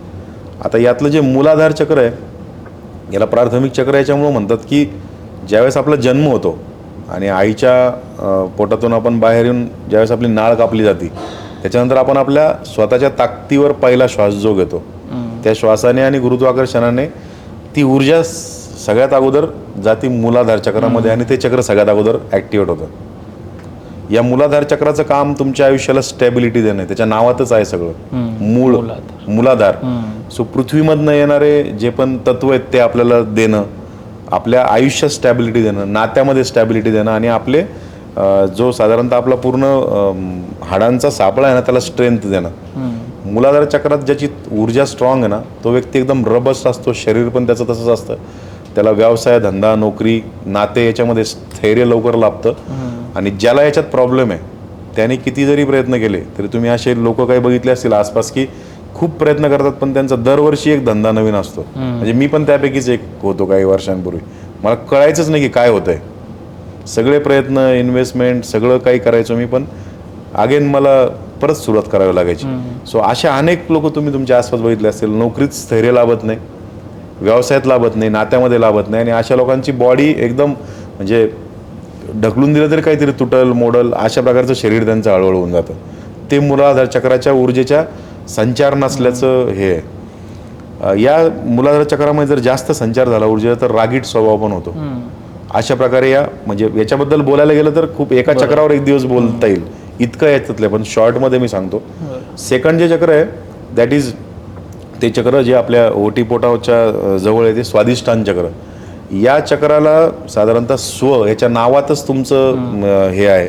ज्या लोकांना सेल्फ इस्टीम कमी असतो ना, स्वतःच्याबद्दल काही त्यांना वाटतच नाही किंवा स्वतःची लाज वाटती, मीच बिचार आहे, मीच अशी आहे, मी चांगली दिसत नाही, मला इंग्रजी बोलता येत नाही, असे काही पण न्यूनगंड असतात. सो तो सेल्फ इस्टीम कमी करण्याचं काम या चक्रातली कमी ऊर्जा करते. या चक्रामध्ये जर तुम्ही बघितलं, अगेन मी या ठिकाणी डिस्क्लेमर देईल की मी कुठलाही आजार बरा करण्याचं इथं देत नाही आहे, कमिटमेंट पण करत नाही किंवा असं सांगतही नाही की हेच तुम्ही करा. पण या स्वादिष्टान चक्रामध्ये ऊर्जा नसणाऱ्या कपल्सला कन्सिव्ह करायला त्रास होतो. तुम्ही IVF वाल्यांकडे जा, डॉक्टर्सकडे जा, सगळे रिपोर्ट नील असतात पण यांना बाळच होत नाही. कारण या स्वादिष्टान चक्राचं सरळ संबंध आपल्या सेक्शुअल ऑर्गन्स सोबत आहे. या चक्रात जर ऊर्जा कमी असली तर तुम्हाला म्हणजे साधारणतः वासनाच राहत नाही कसलीच, म्हणजे खाण्याचं पण त्याला म्हणजे निरस होऊन जातो तो माणूस. आणि याच्यात जर ऊर्जा खूप वाढली तर तो माणूस वासनांध होतो. म्हणजे त्याला मग ती लैंगिक गोष्ट असेल किंवा मग काही विकत घेणं, लक्झरी असेल, त्याला सगळी गोष्ट यावीच वाटते, हाव वाटते. सो याचं बॅलन्स जर असेल तर तुम्ही चांगली आणि ऊर्जावान हेल्दी संततीचं निर्माण करू शकता. सो जे न्यूली मॅरिड लोक आहे ना त्यांनी 100% 7 चक्रांची ऊर्जा चेक करून घ्यायला पाहिजे. कारण आता एकतर लग्नाचं वय आता खूप डिफरंट झालं आहे, लग्नाच्या रिक्वायरमेंट पण आजकालच्या पिढीच्या डिफरंट झाल्या. सो त्या सगळ्यांमुळं पुढची पिढी स्ट्रॉंग असणं गरजेचं आहे. सो हे त्यांनी एकदा चेक करून घ्यायला पाहिजे. तिसऱ्या क्रमांकाचं चक्र हे सगळ्यांच्या आपल्या इंटरेस्टचा गोष्ट हा वेल्थचा चक्र आहे, मणिपूर चक्र. मणिपूर चक्राचं जे काम आहे तुम्हाला उत्साही ठेवणं, कामाचा उत्साह देणं आणि पचन व्यवस्थित ठेवून आपल्या शरीरात ऊर्जा व्यवस्थित ज्या ज्या ऑर्गनला पाहिजे तिकडे देणं. या मणिपूर चक्राचं एक लक्षण तुम्हाला जर फिजिकली बघायचं असेल ना तर या लोकांना प्रचंड ॲसिडिटी होती. पोहे, चहा असे पदार्थ बघितले तरी त्यांना ढेकर येतात, म्हणजे इतका त्यांना त्रास असतो. काहीच डायग्नोस होत नाही, रिपोर्टमध्ये काहीच निघत नाही, पण ॲसिडिटीने खूप परेशान असतात. पुढं चालून या ॲसिडिटीचं रूपांतर कॅन्सरमध्ये किंवा जास्त करून पॅनक्रियाजच्या कॅन्सरमध्ये होतं ज्यांना या चक्रामध्ये प्रॉब्लेम आहे. या चक्रात जर ऊर्जाचा संचार व्यवस्थित नसला तर हा माणसाचा स्वभाव शकी होऊन जातो खूप. लाईफ पार्टनरवर शंका, मोबाईल चेक करणं. यांनी जर एखाद्या एम्प्लॉईला 100 रुपये दिले आणि पाठवलं काहीतरी आणायला, तर हे परत जाऊन त्या दुकानात बघतील की यांनी आणलेला लाईट 90 रुपयाचाच होता की यांनी बिल 90 रुपयाचं आणलं. याचा विश्वासच नसतो कोणावरती. आणखी याच्यामध्ये जर कॅरेक्टरिस्टिक तुम्ही बघितलं तर प्रचंड रागीट याचा स्वभाव होऊन जातो. म्हणजे हा एका सेकंदात पूर्वी नॉर्मल होता आणि त्यांनी उचलून काहीतरी कोणाच्या तरी डोक्यात मारलं. एवढा एक्स्ट्रीम राग या चक्रातल्या ऊर्जेच्या असंचारामुळे येतो. सो जर तुमचं कम्युनिकेशन आणि ट्रस्ट नसली तर बिझनेस पूर्ण फेल होऊन जातो. आणि मग बिझनेस जर चांगला चालायचा असेल तर तुमचं मणिपूर चक्र संतुलित पाहिजे. मणिपूर म्हणजे रत्नांचं शहर, वेल्थ त्या ठिकाणी मणिपूर त्याच्या नावातच आहे ॲक्च्युली. मग या चक्रावर जर तुम्ही काम केलं, म्हणजे मी सध्या अनुभवतो त्या सगळ्या गोष्टी, कारण मी एक्स्ट्रीम लॉस बघितलेले आहेत करोडो रुपयामधले. म्हणजे जे प्रकारचे काही वेळेस माझ्या म्हणजे फॅमिलीला काही ॲसेट्स विकून म्हणजे हे झालं होतं, भरावे लागलेले आहेत. माझ्या घरी येऊन सल्ला लोक द्यायचे की बाबा याला आहे ना म्हणजे काहीच यांनी करू नये, हेच तुमच्यासाठी खूप काही आहे, याला फक्त घरात बसायला सांगा, असा सल्ला मला लोक म्हणजे द्यायला यायचे, कारण तितके लॉसेस राहायचे. आता मला त्याचे सगळे कारणं कळत आहेत, कारण माझं मूलाधार चक्रामध्ये प्रॉब्लेम होता, मणिपूर चक्रात प्रॉब्लेम होता. पण आता त्या सगळ्या गोष्टी मी म्हणजे त्याच सानिध्यात असल्यामुळं म्हणजे युनिव्हर्सच्या कृपेने, कारण माझ्या डोक्यात ते मिळवायचं इतकं जास्त होतं की माझ्यासारखा व्यक्ती या सानिध्यात आला मेडिटेशनच्या. आणि आता मी 7 चक्रांचं मार्गदर्शन पण करू शकतोय by the gods grace. So हा त्याच्यातला साधारणतः तुम्ही एक लॉ ऑफ अट्रॅक्शनला यासोबत कनेक्ट करू शकता. पुढचं जे चक्र आहे आपलं यूथसाठी सगळ्यात महत्त्वाचं, दॅट इज हार्ट चक्र. ज्या पण लोकांचं रिलेशनशिप जमत नाहीत, ज्या लोकांची लग्न जमत नाहीत, त्या लोकांना चेक करायला पाहिजे हार्ट चक्राची एनर्जी. याच्यात ऊर्जेचा संचार ज्याचा कमी असेल त्याला वायू म्हणजे फुफ्फुसाचे आजार होण्याची शक्यता असते, BP, शुगर या टाईपचे आजार होतात. आणि सगळ्यात महत्त्वाचा जो विषय तो म्हणजे यांचं कोणासोबत नातंच जुळत नाही, यांचे मित्र पण जास्त नसतात किंवा मैत्री होत नाही, झाली तरी गैरसमज होतात. आणि हे लोक कंडिशनल लव करायला लागतात. म्हणजे तुमच्या आसपास कॅरेक्टर काही असतील की ज्यांचं शब्द नेहमी असतात की अरे तुझ्यासाठी मी 3 दिवस थांबलो, तू माझ्यासाठी 5 दिवस नाही थांबू शकत का, तुला मी 10,000 दिले होते, तू मला 5,000 देऊ शकत नाही का. म्हणजे याला म्हणतात कंडिशनल लव. हे जे देतात ना त्याच्यात दुप्पट यांची अपेक्षा असते. आणि हा त्यांचा दोष नसतो, कारण या हार्ट चक्रामध्ये ऊर्जा कमी असल्यामुळं काय होतं, युनिव्हर्सचा नियम आहे, जो स्वतःवर प्रेम करत नाही ना तो इतरांवरती प्रेम करू शकत नाही. आणि ही हार्ट चक्रातली ऊर्जा जर तुमची लो झाली तर या व्यक्तीला स्वतःच इंटरेस्ट उरत नाही. तुम्ही बघा, स्वतःची काळजी न घेणारे, एकदम काहीतरी नखं वाढलेले, व्यवस्थित ते राहत नाही, असे लोक दुसऱ्यांसोबत पण व्यवस्थित राहत नाही. आणि या ठिकाणी काय होतं, जे आपल्याकडं आपल्या कुटुंबात पण सांगितलं होतं की लवकर उठून आंघोळ नाही केली तर दारिद्र्य येईल, लक्ष्मी निघून जाईल. यांच्या मनातच दारिद्र्य आहे. त्याच्यामुळे या हार्ट चक्रावरती आपण प्रोसेस करून, याचे मेडिटेशन करून याला आपण डेफिनेटली हे करू शकतो. फक्त ज्या ॲड येतात ना की 1 तासात चक्र संतुलित करा, तिकडं नाही जायला पाहिजे. चक्र साधण्यासाठी आपल्या जुन्या काळातल्या ऋषीमुनींनी 12-12 वर्ष तप केलेलं आहे. सो आता या अल्ट्रा मॉडर्न जगात आपण 12 वर्ष नाही करू शकत, पण तुम्ही स्वतःसाठी 2 महिने 3 महिने वेळ द्यायला पाहिजे की बाबा आत्ता मी ज्या कॅरेक्टरिस्टिक्स सांगतोय त्या ज्यांच्या पण डोक्यात बसेल की अरे यार दिस इज अबाउट मी, त्या व्यक्तीने ठरवायला पाहिजे की मी पुढच्या 2 महिन्यामध्ये याची इत्यंभूत माहिती घेईल आणि मी माझ्या चक्रांना हील करण्याचा प्रयत्न करेल. अट्टहास नाही करायला पाहिजे की अरे हार्ट चक्रात प्रॉब्लेम आहे, एकाच दिवसात मी याला मेडिटेशन करून नीट करतो आणि माझं लग्नच जमलं पाहिजे, तसं नाही होणार याच्यामध्ये. याच्या पुढचं जे चक्र आहे दॅट इज याला विशुद्ध चक्र म्हणतात. आपल्या घशामध्ये याची जागा आहे विशुद्ध, याच्या नावातच याचं कॅरेक्टरिस्टिक आहे, शुद्ध करणारं हे चक्र आहे. विशुद्ध चक्र ज्याचं व्यवस्थित असतं तो व्यक्ती प्रामाणिक असतो. एक तर स्वतःशी रिलेशनशिपमध्ये तो प्रामाणिक असतो आणि स्वतःच्या कामाशी प्रामाणिक असतो.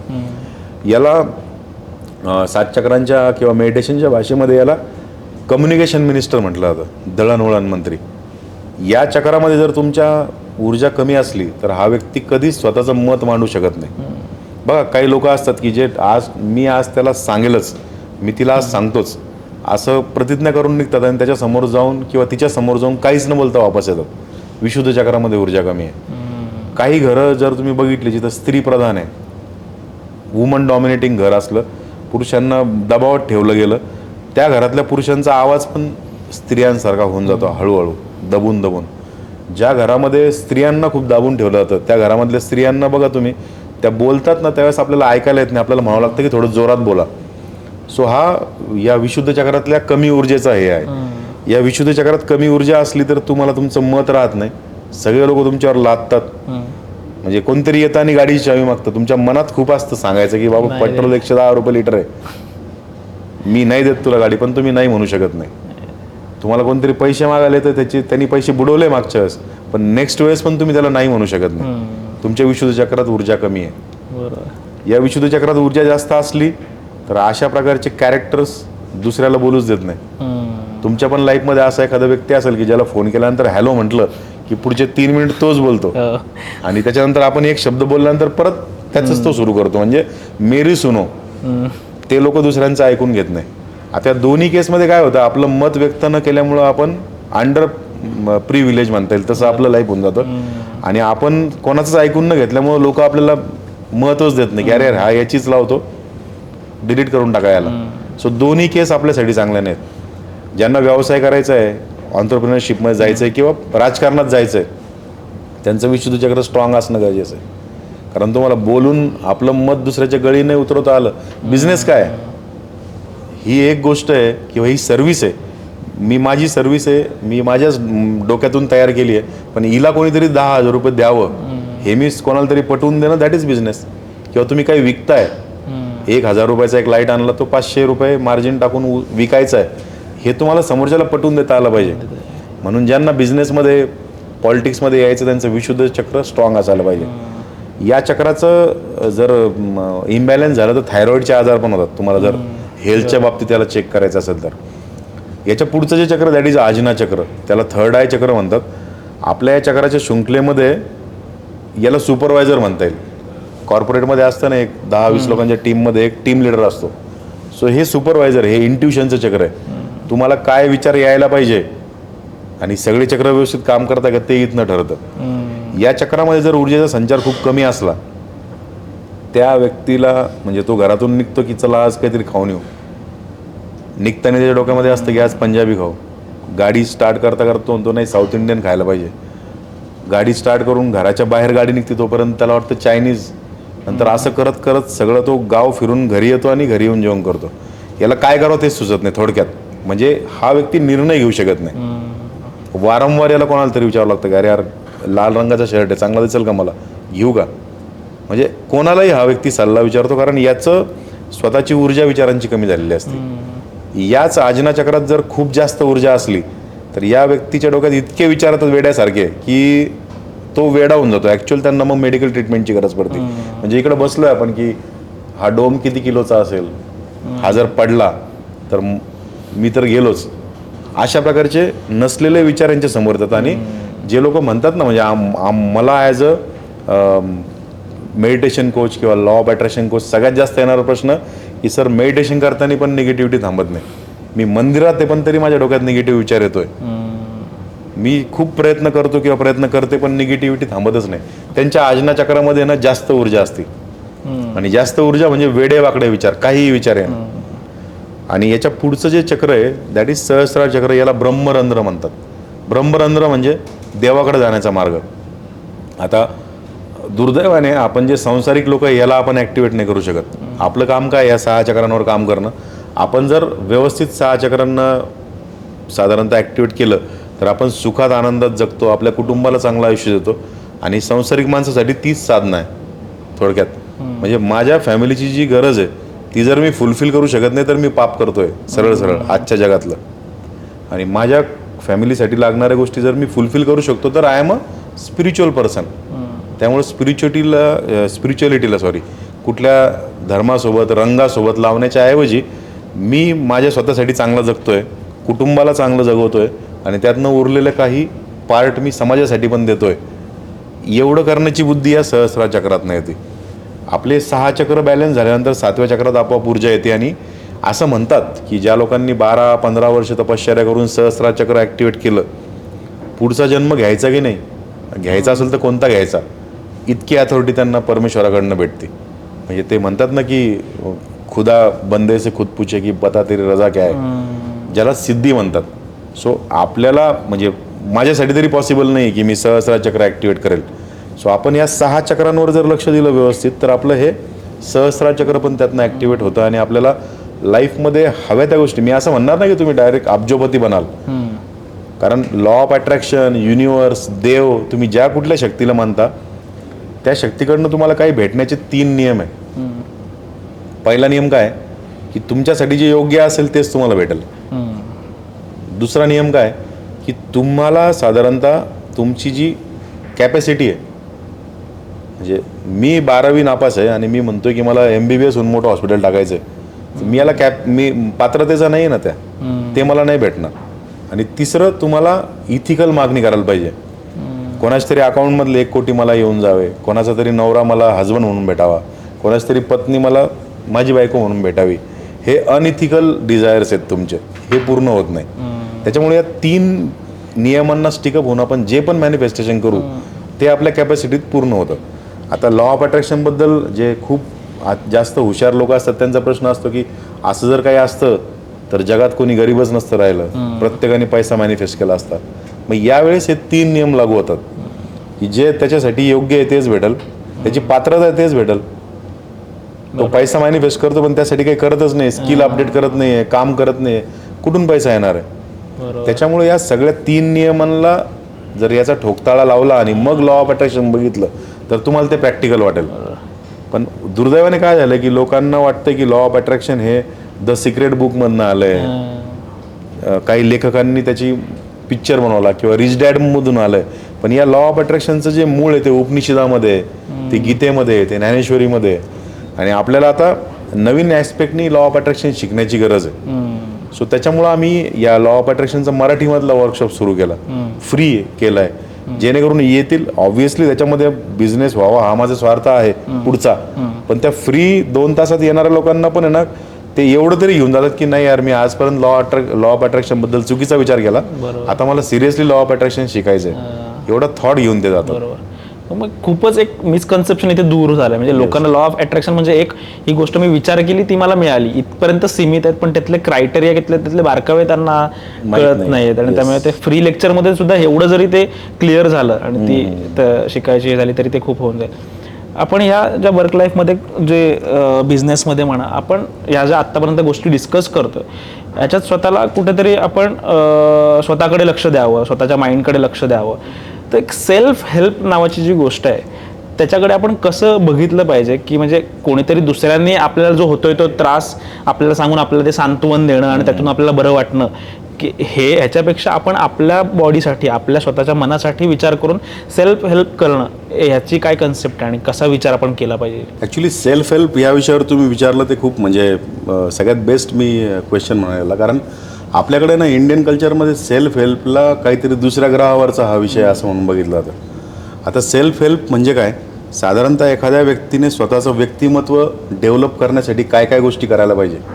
ओके, आपल्याकडं दुर्दैवाने आपलं जे फॉर्मल एज्युकेशन आहे, स्कूल एज्युकेशन, ते फक्त तुम्हाला सर्वाईव्ह कसं व्हायचं ते शिकवतं, जगायचं कसं आहे आपल्याकडे शिकवलं जात नाही. So self help it's not only about म्हणजे तुमची पैसा किती कमवायचा, ग्रोथ किती करायची एवढंच नाही. सेल्फ हेल्पमध्ये सगळ्यात अगोदर तुम्ही स्वतः एक चांगले माणूस असायला पाहिजे, हा विषय पण त्यात येतो. तुमचं शरीराची तुम्ही काळजी घ्यायला पाहिजे, तुमच्या मनाची तुम्ही काळजी घ्यायला पाहिजे, तुमच्या कुटुंबाची काळजी घ्यायला पाहिजे, तुमच्या आसपासच्या वातावरणाची, निसर्गाची काळजी घ्यायला पाहिजे आणि मग तुम्ही डेव्हलपमेंटवरती यायला पाहिजे. आणि याच्यापेक्षा अनेक अशा गोष्टी, म्हणजे तुम्ही अगदी गाडी कशी चालवावी, हॉर्न तुम्ही वाजवावा का नाही वाजवावा, ह्या पण गोष्टी सेल्फ हेल्पमध्ये येतील. आता ते तर सगळं आपल्याकडं कोणाला शिकवणं म्हणजे दॅट इज नॉट पॉसिबल. पण तुम्ही सेल्फ हेल्पमध्ये ॲटलिस्ट सकाळी तुम्ही उठल्याच्यानंतर माझं बेड मीच स्वतः क्लीन करायला पाहिजे, ही एक कॉन्सेप्ट आहे.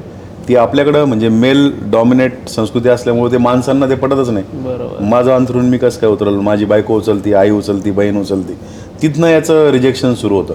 पण सकाळी उठल्याबरोबर आपलं अंथरुणाची घडी घालणं, याच्या पाठीमागचा सायकोलॉजिकल जो अर्थ तो काय माहिती आहे का, की मी वेल आणि नीट क्लीन माझं दिवस आजचा करणार आहे. ती घडी घालताना त्या टाईपच्या विचारांनी आपल्याला ती घडी घालायची. तुम्हाला याचं जर दुसरं कनेक्शन करून बघायचं असेल ना, तुमच्या या ऑफिसमध्ये पण म्हणजे कोणी पर्सनली येऊ नका याला, ज्याचा डेस्क सगळ्यात जास्त मेस असेल ना, याच्यावर हे पडलेलं त्याच्यावर ते पडलेलं, त्याचे प्रोजेक्ट पण तितके पेंडिंग असतील. तुम्ही आज मोजून बघा, ज्याच्या डेस्कवरती खूप सगळ्या चिठ्ठ्या लावलेल्या आहेत समोर, मल्टीटास्किंग 10 पुस्तकं उघडून ठेवलेत, त्यातलं एकही पुस्तक तो एकही पान नाही वाचू शकत, त्या व्यक्तीचे सगळे हे असतील. सेल्फ हेल्पमधलं आत्ताच्या डिजिटलमध्ये तुम्हाला जर लावायचं ना, तर तुमच्या क्रोमचा 1 किंवा 2च ब्राउझर ओपन पाहिजे. तुम्ही 10 ब्राउझर ओपन करा, त्या दिवशीची प्रोडक्टिव्हिटी मोजा आणि दुसऱ्या दिवशी तुम्ही एका ब्राउझरवरच काम करा. तुमची प्रोडक्टिव्हिटी एका ब्राउझरमध्ये जास्त असेल, कारण ही सेल्फ हेल्प पण अगेन तुम्हाला एका कॉन्सेप्टवरती आणते की energy flows where focus goes. तुम्ही जर 10 टॅब उघडले, पॉसिबलच नाही तुम्ही त्या एका टॅबवरती काहीतरी कॉन्सन्ट्रेशननी कराल.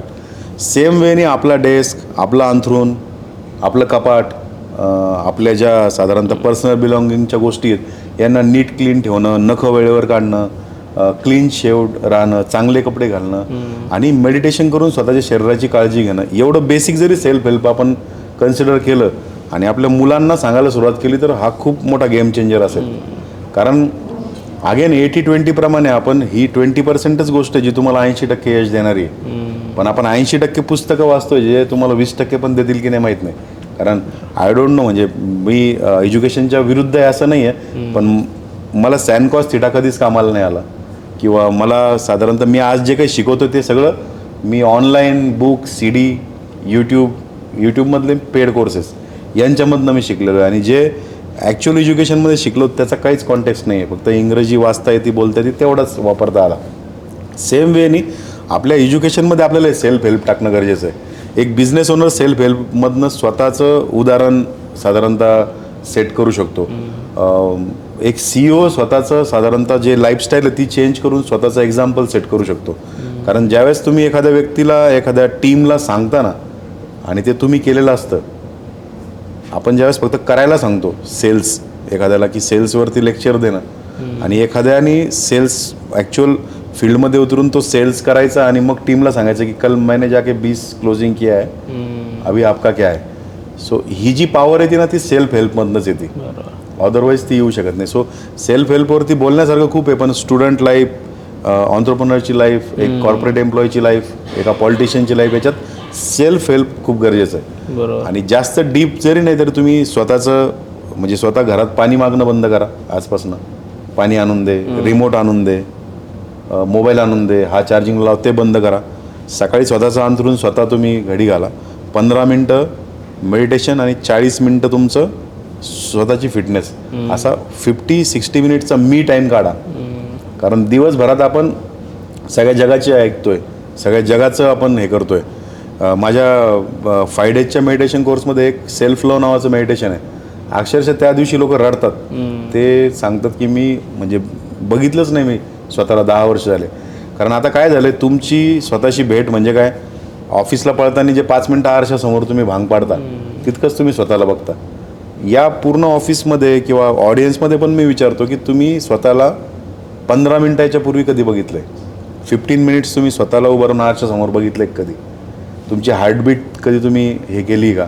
तुम्ही तुमच्या पायाच्या अंगठ्याच्या बाजूचं जे बोट आहे त्याच्या नखाचा शेप कसा आहे तुम्ही सांगू शकता का न बघता?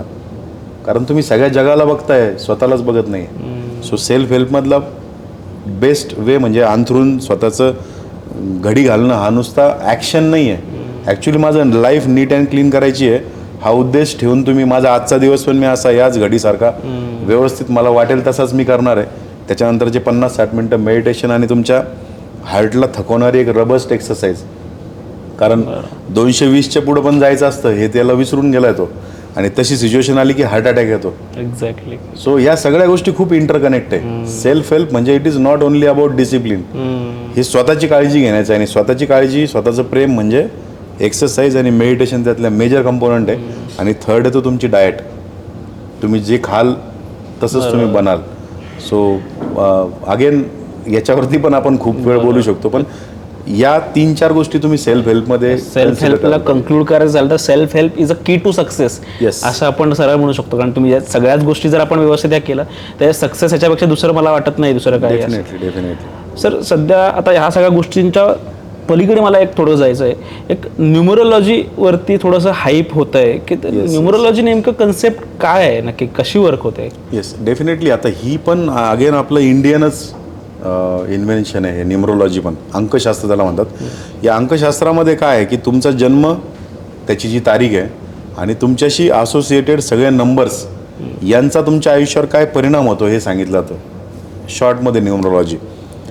पण आता सध्या काय झालं आहे माहिती आहे का की टू बी व्हेरी फ्रँक, ज्या प्रकारे प्रत्येक प्रोफेशनमध्ये चांगलं असतं तसं वाईट पण बाजू असते.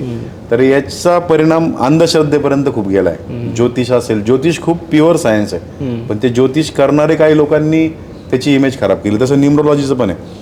पण ॲक्च्युअल मी माझ्या लाईफमध्ये कधीच या आकड्यांना, न्यूमरोलॉजीला, ज्योतिषला मानत नव्हतो. पण मी जेव्हापासून हे ॲप्लाय करतोय ना, मी चेंजेस हे करतोय. आता फॉर एक्झाम्पल माझी जन्मतारीख 28 आहे, 28. या 28ची टोटल जी आहे 8 आणि 2 10, 10चा परत आणखी एक टोटल केली सिंगल डिजिटपर्यंत, ती 1 येते. आता 1 या आकड्याचा जो गुणधर्म आहे तो ऑन्टरप्रिनर आहे, तो कधीच नोकरी करणार नाही, त्याचं संभाषण चांगलं असतं, तो लीड करतो, तो मनाने चांगला असतो. आता हे कॅरेक्टर मला माझ्यात दिसत आहेत. आणि 1 आकडा असणाऱ्या हजारो लोकांमध्ये तुम्हाला हे कॅरेक्टर दिसतील, लाखो लोकांमध्ये दिसतील. सो साधारणतः हे नंबर्स आपल्यावरती इफेक्ट करतात. आता तुमचा जो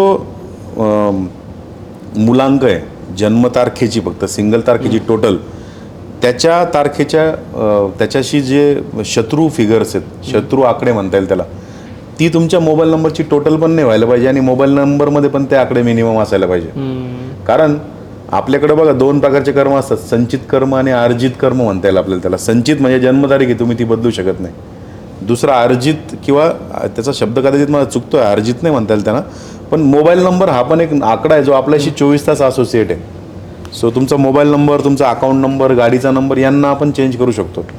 यांना चेंज करून तुम्ही तुमच्या जे वैदिक चार्ट असतात न्यूमरोलॉजीतले, त्याप्रमाणे तुम्ही तुमच्याकडे कमी असणाऱ्या आकड्याची ताकद स्वतःला देऊ शकता. सो असा बेसिक हे आहे. आणि मोबाईल नंबर बदलून अनेक लोकांनी त्यांचं फॉर्च्यून बदललं आहे अक्षरशः. त्यांचं म्हणजे तुम्ही जसं मी 7 चक्राबद्दल प्रत्येक कॅरेक्टरिस्टिक सांगितली, तशी याच्यात प्रत्येक नंबरच्या बद्दल कॅरेक्टरिस्टिक आहे. पण तो खूप म्हणजे मोठा विषय या बाबतीत होऊन जाईल. फक्त एकच सांगेल की तुम्ही न्यूमरोलॉजीच्या चांगल्या एखाद्या व्यक्तीला कन्सल्ट करा, गुगलला कन्सल्ट नका करू. गुगलवरती खूप प्रकारचे हे येतात. तुमचा जो जन्मदिनांक आहे त्याच्यात जे तुम्हाला तुमच्यासाठी तारखा दिलेल्या आहेत, डोळे झाकून विश्वास ठेवून त्या गोष्टी करून बघा. अंधश्रद्धा आहे ही, हे थोडंसं डोक्यातनं काढून बघा. 30 डेज ट्रायलचा पिरियड द्या, तुमच्या लक्षात येईल की काय काय चेंजेस तुमच्यामध्ये होत आहे. मोबाईल नंबर त्या प्रकारे अरेंज करायला प्रयत्न करून बघा. मोबाईल नंबर चेंज करायला काय 100-150 रुपये लागतील. बरोबर. सो हे प्रयत्न करणं गरजेचं आहे. पण आपल्याकडे काय झालं की ज्यांचं एज्युकेशन झालं आहे, जे कॉर्पोरेटमध्ये, त्यांनी याचं काही खरं नसतं, ही अंधश्रद्धा हे म्हणणं प्रघात झालं आहे. बरोबर. पण थोडंसं आपलं लॉजिकल माइंड बाजूला ठेवून तुम्ही करून बघा. तुम्ही सगळं तर करताय ना, एज्युकेशन करून प्रयत्न करून जर यश येत नाही आहे तर मग एकदा या सगळ्या तुमच्या लॉजिकला बाजूला ठेवून याला ट्राय करून बघा. एवढं न्यूमरोलॉजी पण एक प्रकारची एनर्जी आहे जी ही पण एनर्जीच आहे, कारण हे नंबर अफेक्ट करतात. तुमचं सगळं नशीबच जर डेट ऑफ बर्थवर लिहिलेलं आहे तर number has power. Exactly. Definitely. बरोबर. आणि आता मान्य करतील नाही करतील, पण तुम्ही सगळ्यांना मी सांगेल की तुमच्या लाईफमध्ये एक असं कपल आहे ज्यांचं जमतच नाही, तुम्ही त्यांच्या डेट ऑफ बर्थला ऑब्झर्व करून बघा. तुमच्या लाईफमध्ये असा एक व्यक्ती आहे जो एका नोकरीत, एका व्यवसायात टिकतच नाही, त्याचं आणि मूलाधार चक्राचे कॅरेक्टरिस्टिक तुम्ही कम्पेअर करून बघा, तुम्हाला उत्तर सापडेल. म्हणजे मी इकडे कन्व्हिन्स नाही करणार आहे कोणाला की न्यूमरोलॉजीवर विश्वास ठेवा, पण तुम्ही सगळं करून तुम्हाला रिझल्ट नाही आला आहे ना, तर तुम्ही या न्यूमरोलॉजीच्या सिम्पल फॅक्ट्सला वापरून बघा. सपोज 1चा मित्र आकडा 1, 3, 5, 6 आहे, तुम्ही याच तारखांना काम करून बघा काय होतं, काय फरक पडतो का. कारण याच्यात काही रॉकेट सायन्स नाही किंवा लाखो रुपयाचं इकडची भिंत तोडून तिकडं बांधायची नाही आहे. सो अशा प्रकारे तुम्हाला फक्त या सगळ्या गोष्टींचा बेस जो आहे ना तो ट्रस्ट आहे, विश्वास. बरोबर. सर मगाचपासून आपण बऱ्याच कन्सेप्ट बघतोय, अगदी पॉझिटिव्हिटीपासून सुरू केलं आहे, चक्र बघितलं, मेडिटेशन बघितलं आहे, न्यूमरोलॉजी बघतोय. या सगळ्या गोष्टी ज्या आपण बघितल्या आहेत त्या एका सामान्य माणसाने त्याच्या डेली लाईफमध्ये त्याचा कसा यूज केला पाहिजे आणि त्याचा इम्पॅक्ट आपल्या बॉडीवरती, आपल्या कामावरती कशा प्रकारे होईल, तर एक कंक्लुजन म्हणून तुम्ही एक काय सांगाल? येस. आता याचं ज्याला क्लोजिंग स्टेटमेंट म्हणता येईल, एक या ठिकाणी आवर्जून सांगेल, मला जेव्हापासून या सगळ्या याच्यात मी आलो आहे ना, माझ्यासमोर जर एखादा 18 वर्षाचा किंवा 10 वर्षाचा मुलगा ट्रेनिंगमध्ये असला तर मी जेलियस होतो. मला असं वाटतं की मला जर 10thला असताना हे कळालं असतं तर मी माझं करिअर खूप चांगलं प्लॅन केलं असतं. किंवा माझ्या मुलांकडे बघून पण मला वाटतं की हे किती लकीत, यांना मी आत्ताच हे देतो. So law of attraction, numerology, energy healing यांना आपण आपल्या लाईफमधला प्रत्येक निर्णय घेताना एक ठोकताळा म्हणून बघायला पाहिजे. ओके. साधारणतः तुम्ही लग्नाच्या बाबतीमध्ये जर तुमचा नंबरचा गुणधर्म जर सांगतोय की याच्यामध्ये यांचं म्हणजे काय म्हणतात सहवास कमी राहील तर तुम्ही ना त्यांच्या ब्लड टेस्ट करून बघा दोघांच्या, तुम्हाला त्यात पण बायोलॉजिकली किंवा मेडिकली अशा काही गोष्टी सापडतील ज्याच्यामध्ये एकाचं आयुष्य कमी आहे. त्याची लिव्हर टेस्ट तरी काहीतरी निघेल किंवा काहीतरी निघेल. ह्या गोष्टी तुम्ही म्हणजे एकदा मान्य करून यांना वापरायला सुरुवात करायला पाहिजे. सेकंड थिंग, तुमच्या आकड्यांवरून समजा मुलांचे आकडे किंवा स्वतःचा आकडा जो आहे त्याच्यावरून ज्या कॅरेक्टरिस्टिक मी सांगितल्या किंवा पुस्तकं पण यायचे त्या कॅरेक्टरिस्टिक जर तुम्हाला वाचून बघा त्या तुमच्यासोबत मॅच होतात का बघा एकदा. आणि जर मॅच होत असतील ना तर त्यात सांगितलेले उपाय तुम्ही तुमच्या आयुष्यातल्या महत्त्वाचे निर्णय घेताना हे करा. कारण निर्णय कोणताही चुकला तर रिग्रेट शिवाय काही राहत नाही. पण तो रिग्रेट छोटा असेल तर खूप चांगलं आहे, पण तो रिग्रेट लग्न असेल, तो रिग्रेट मला आता वाटतं की मी आर्ट घ्यायला पाहिजे होतं 20 वर्षानंतर तो असेल तर तो तुम्हाला आयुष्यावर पेन देतो. आणि प्रॉब्लेम आजच्या लाईफमध्ये म्हणजे we have only this one life. मागची काय झाली आपल्याला माहीत नाही, पुढची काय असेल ती पण माहीत नाही. पण या आयुष्यातली वाट लागण्याचं काम रिग्रेटमुळं खूप जास्त होतं. खूप लोक आत्ताही सध्या 1990मध्येच आहे की अरे त्यावेळेस जर प्लॉट घेतला असता ना तर आज तो 20 कोटीचा असता. तर याच पश्चातापात ते जगतात. कोणी म्हणतं की मी त्याच्याऐवजी त्याच्यासोबत लग्न केलं असताना तर मी खूप सुखी राहिलो असतो. त्याच रिग्रेटमध्ये जगतात. मग हे रिग्रेटची लिस्ट कमी करण्यासाठी तुम्ही या लॉ ऑफ अट्रॅक्शनला, न्यूमरोलॉजीला, रेकीला एक तुमचा थर्ड अंपायर म्हणून वापरा. एवढंच सांगेल. म्हणजे फार याच्यात तुम्ही बुडून पण जाऊ नका, पण डेफिनेटली तुम्ही तुमचं नंबर आणि नंबरचे कॅरेक्टरिस्टिक जर तुम्हाला काही इंडिकेटर देत आहेत तर मग विश्वास ठेवायला पाहिजे ना तुम्ही. उगाचच मी शिकलेलो आहे म्हणून मला ते काही अंकशास्त्रावर विश्वास नाही, ज्योतिष मी मानत नाही, law of attraction it's a bullshit असे शब्द साधारणतः ऐकायला येतात. माझ्या फेसबुकच्या पेजला पण कमेंटमध्ये काही लोक टाकतात की मग तुम्ही पंतप्रधान का नाही झाले यावर्षी, मोदीला का तुम्ही चान्स दिला, असे पण लोक कमेंटमध्ये विचारतात. सो या आपल्या ओव्हर लॉजिकला बाजूला ठेवून आपलं आयुष्य आहे बघा, 50-60 वर्षाचं आयुष्य ॲक्टिव्ह लाईफ, त्यातले 25 वर्ष आपण झोपून काढतो, मग उरले आपल्याकडे 25-30. मग या 25-30ला वेल प्लॅन करायचा असेल तर त्यासाठी एकही चान्स सोडू नये. आपण लग्नाच्या बाबतीत आपण किती कीन असतो की कोणता फोटोग्राफर, कोणता फुलवाला, कोणता मंडप, काय मेनू, सगळं आपण असं डिझाईन करतो ना. मग हे law of attraction, recce, numerology तुम्हाला आयुष्य डिझाईन करण्यासाठी दिलेले टूल्स आहेत. मग यांना वापरताना तुमची लॉजिक बाजूला ठेवा एक वेळ. लग्नाच्या वेळेस आपण वास्तुशांती करतो, घर बांधून आपण जातो, तुम्ही आस्तिक असा किंवा नास्तिक असा, तुम्ही त्या घराच्या पूजेला कोणीच त्याविषयी नाही म्हणत नाही. जे काही गुरुजी सांगतील ते सगळं आपण निमूटपणे करतो. मग या ठिकाणी तुम्ही न्यूमरोलॉजीला तसंच माना, इट्स ही दैवी साधारणतः एक हे असं तुम्ही मान्य करा. आज जर तुम्ही हा व्हिडिओ ऐकताय, ही इन्फॉर्मेशन ऐकताय, ही पण तुमची डेस्टिनी लिहिलेली आहे. हा यूट्यूबवर व्हिडिओ तुमच्या समोर आला, आपोआप नाही आला, तुम्ही काहीतरी शोधत होते याच्याबद्दलचं म्हणून तुमच्या कानावर पडतंय. समजून घ्या की युनिव्हर्समधनं ही इन्फॉर्मेशन आली आहे आणि 30 डेजची ट्रायल देऊन बघा, नाही पटलं तर सोडून द्या त्यानंतर.